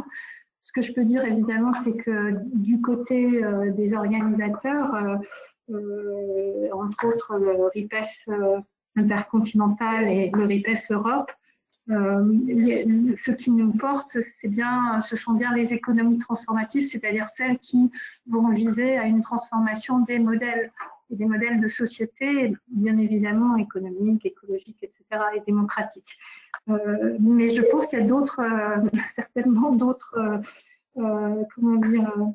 lieux où il faut aller. Bien sûr, celui-ci, puisqu'il est éminemment citoyen et plus porté d'ailleurs par des économies populaires, notamment en Amérique du Sud. Mais je pense aussi qu'il faut bien sûr articuler ce que nous faisons là, ici en France, avec le GSEF, le Global Social Forum Economy, le Forum international de l'ESS, ex-rencontre du Mont Blanc, et puis bien sûr Social Economy Europe. Voilà, mais ça, je pense que Jérôme Sadier le dirait fort bien. Donc, je pense que c'est une bonne question et c'est une articulation à trouver. Aujourd'hui, il faut laisser, en tout cas, cette chose-là ouverte parce qu'évidemment, nous ne développons pas l'ESS juste pour notre pays, la France. Merci beaucoup. Quelques idées qui remontent donc par le chat. Un accord sur la nécessité d'un tour de France des idées et des réalisations. Alors je vois que Delphine Manet, vous venez de mettre un très long message. Est-ce que vous ne voudriez pas prendre la parole plutôt? Ça m'évitera de le lire. Est-ce que vous avez un micro pour pouvoir le faire? Normalement, il est allumé et on vous entend très bien. En plus, c'est une voix de femme, je suis ravie. Allez-y. Voilà, nous sommes une petite structure qui sommes basés à Vichy, donc au centre de la France. Donc autant dire que le SS, c'est pas tout à fait la façon dont on entreprend sur notre territoire. Et pourtant, nous défendons ce type d'idée. Et nous sommes une SIC culturelle. En fait, notre cabinet comptable a répertorié uniquement 7 SIC avec le même code APE. Et j'ai envie de dire, c'est très très difficile pour nous d'arriver à exister, d'arriver à entreprendre parce qu'on n'a pas de lien concret avec d'autres acteurs. Alors il y a des acteurs économiques évidemment beaucoup dans l'agriculture, mais dans la culture très peu.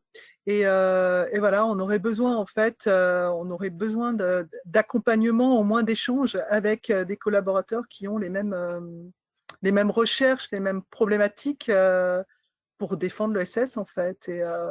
Et nos emplois et notre culture. Merci beaucoup pour cette intervention. Peut-être à moi de vous poser une question. Comment vous concevez la République de l'ESS dans ce périmètre-là? C'est une façon de coopérer avec d'autres sur les enjeux culturels, sur votre modèle?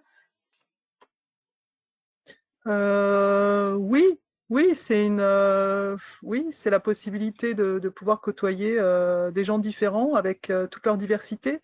J'ai envie de dire, bon, c'était un peu une découverte, hein, c'est pour ça que je participe à ce webinaire. C'est pas enfin voilà, c'est une découverte. Je suis ravie d'entendre qu'il y a des gens qui parlent aussi de terrain, parce que les idées c'est bien beau, mais quand on a des emplois et quand on a des charges qui tombent à la fin du mois, ben, il faut arriver à payer les gens, parce que c'est aussi ça, le SS, c'est préserver et développer des emplois honnêtes et avec voilà, avec un certain niveau, de salaire. Marc, si tu permets, Vas-y, Eric. oui, c'était juste pour, à partir de la question de Rodrigue tout à l'heure, que je salue d'ailleurs, revenir sur ce qui vient d'être dit.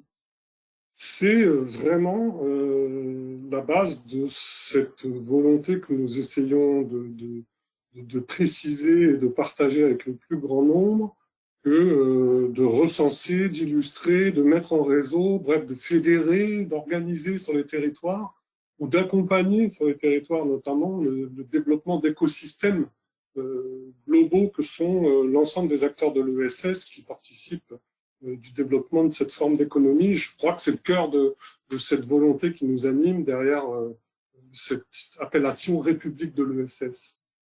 Mais je voudrais vraiment insister sur le deuxième volet.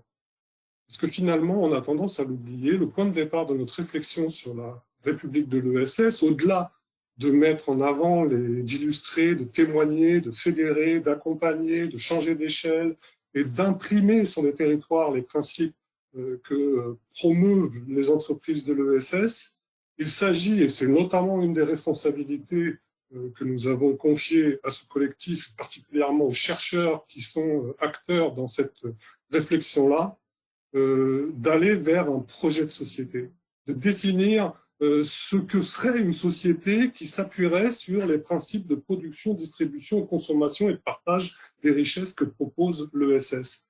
Parce que finalement, dans la palette du développement historique de l'ESS, c'est peut-être ça qui nous fait défaut. C'est peut-être ça qui nous a manqué jusque-là pour affirmer réellement ce que l'ESS a à dire à l'ensemble des citoyens de notre pays et au monde, finalement, dans sa logique de empreinte planétaire que doit pouvoir poser notre système économique prépondérant qu'est l'ESS, en tout cas pour ceux qui militent pour ce type de système.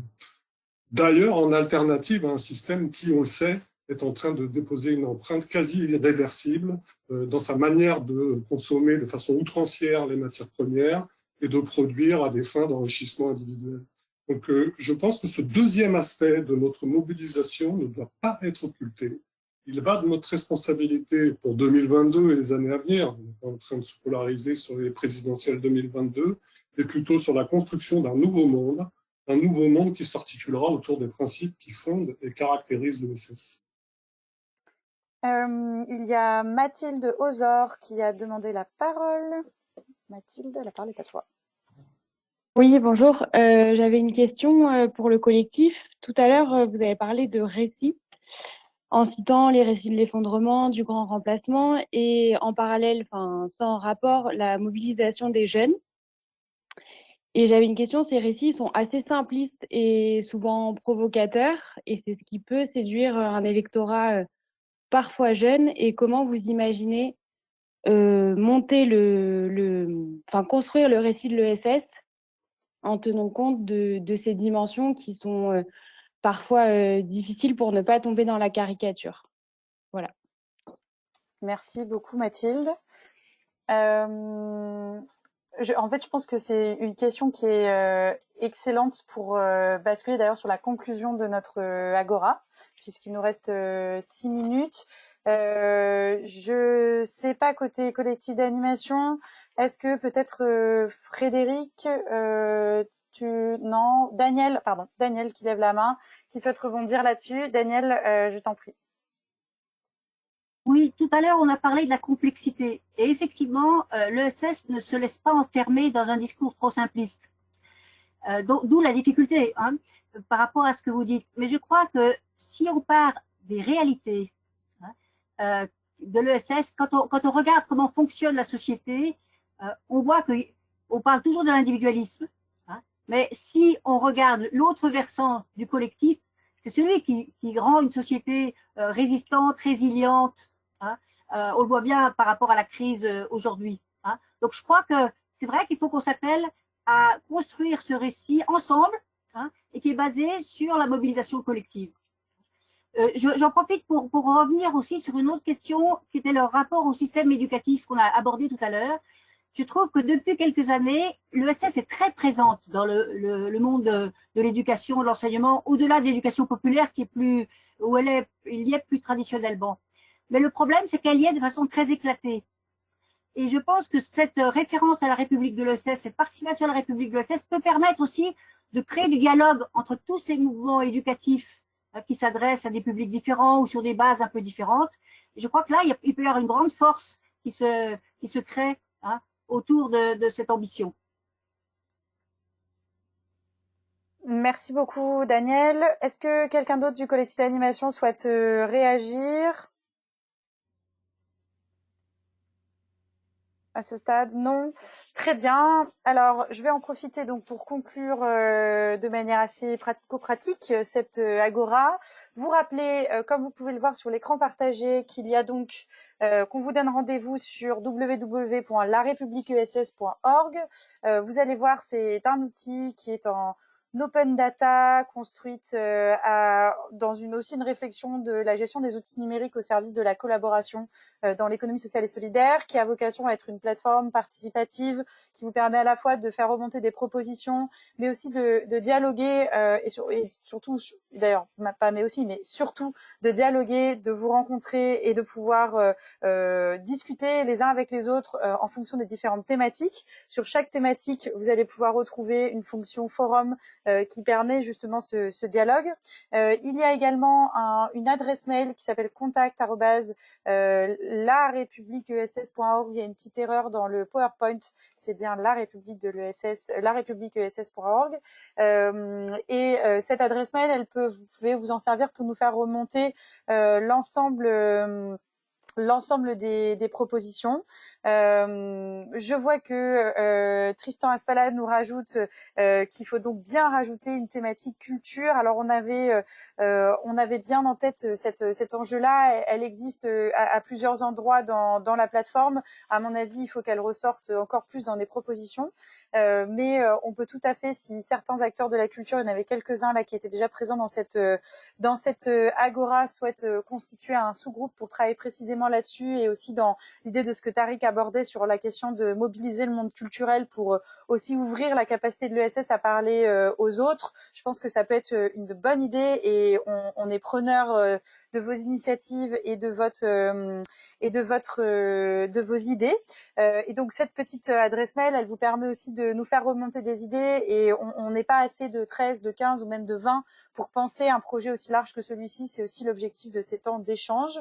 Vous pouvez néanmoins créer votre compte, et à partir de ce moment-là, nous pourrons derrière aussi vous contacter, vous envoyer une newsletter et le maximum d'informations que nous pourrons. Et puis très vite, on commence à vous envoyer le programme des agoras, donc de ces temps un peu de réflexion sur des sujets, disons, tranchants dans la société. Si vous avez des idées, si vous souhaitez en organiser une, vous avez aussi tout à fait la possibilité de le faire. C'est pas du tout quelque chose dont nous tenons à garder la main. Au contraire, plus vous aurez des idées, mieux ce sera. Vous pouvez dans la plateforme proposer des événements d'ailleurs. Si vous n'avez pas d'outils de visioconférence, on peut vous en mettre à disposition. En tout cas, l'objectif, c'est que ce soit le plus participatif, le plus horizontal, le plus ouvert possible.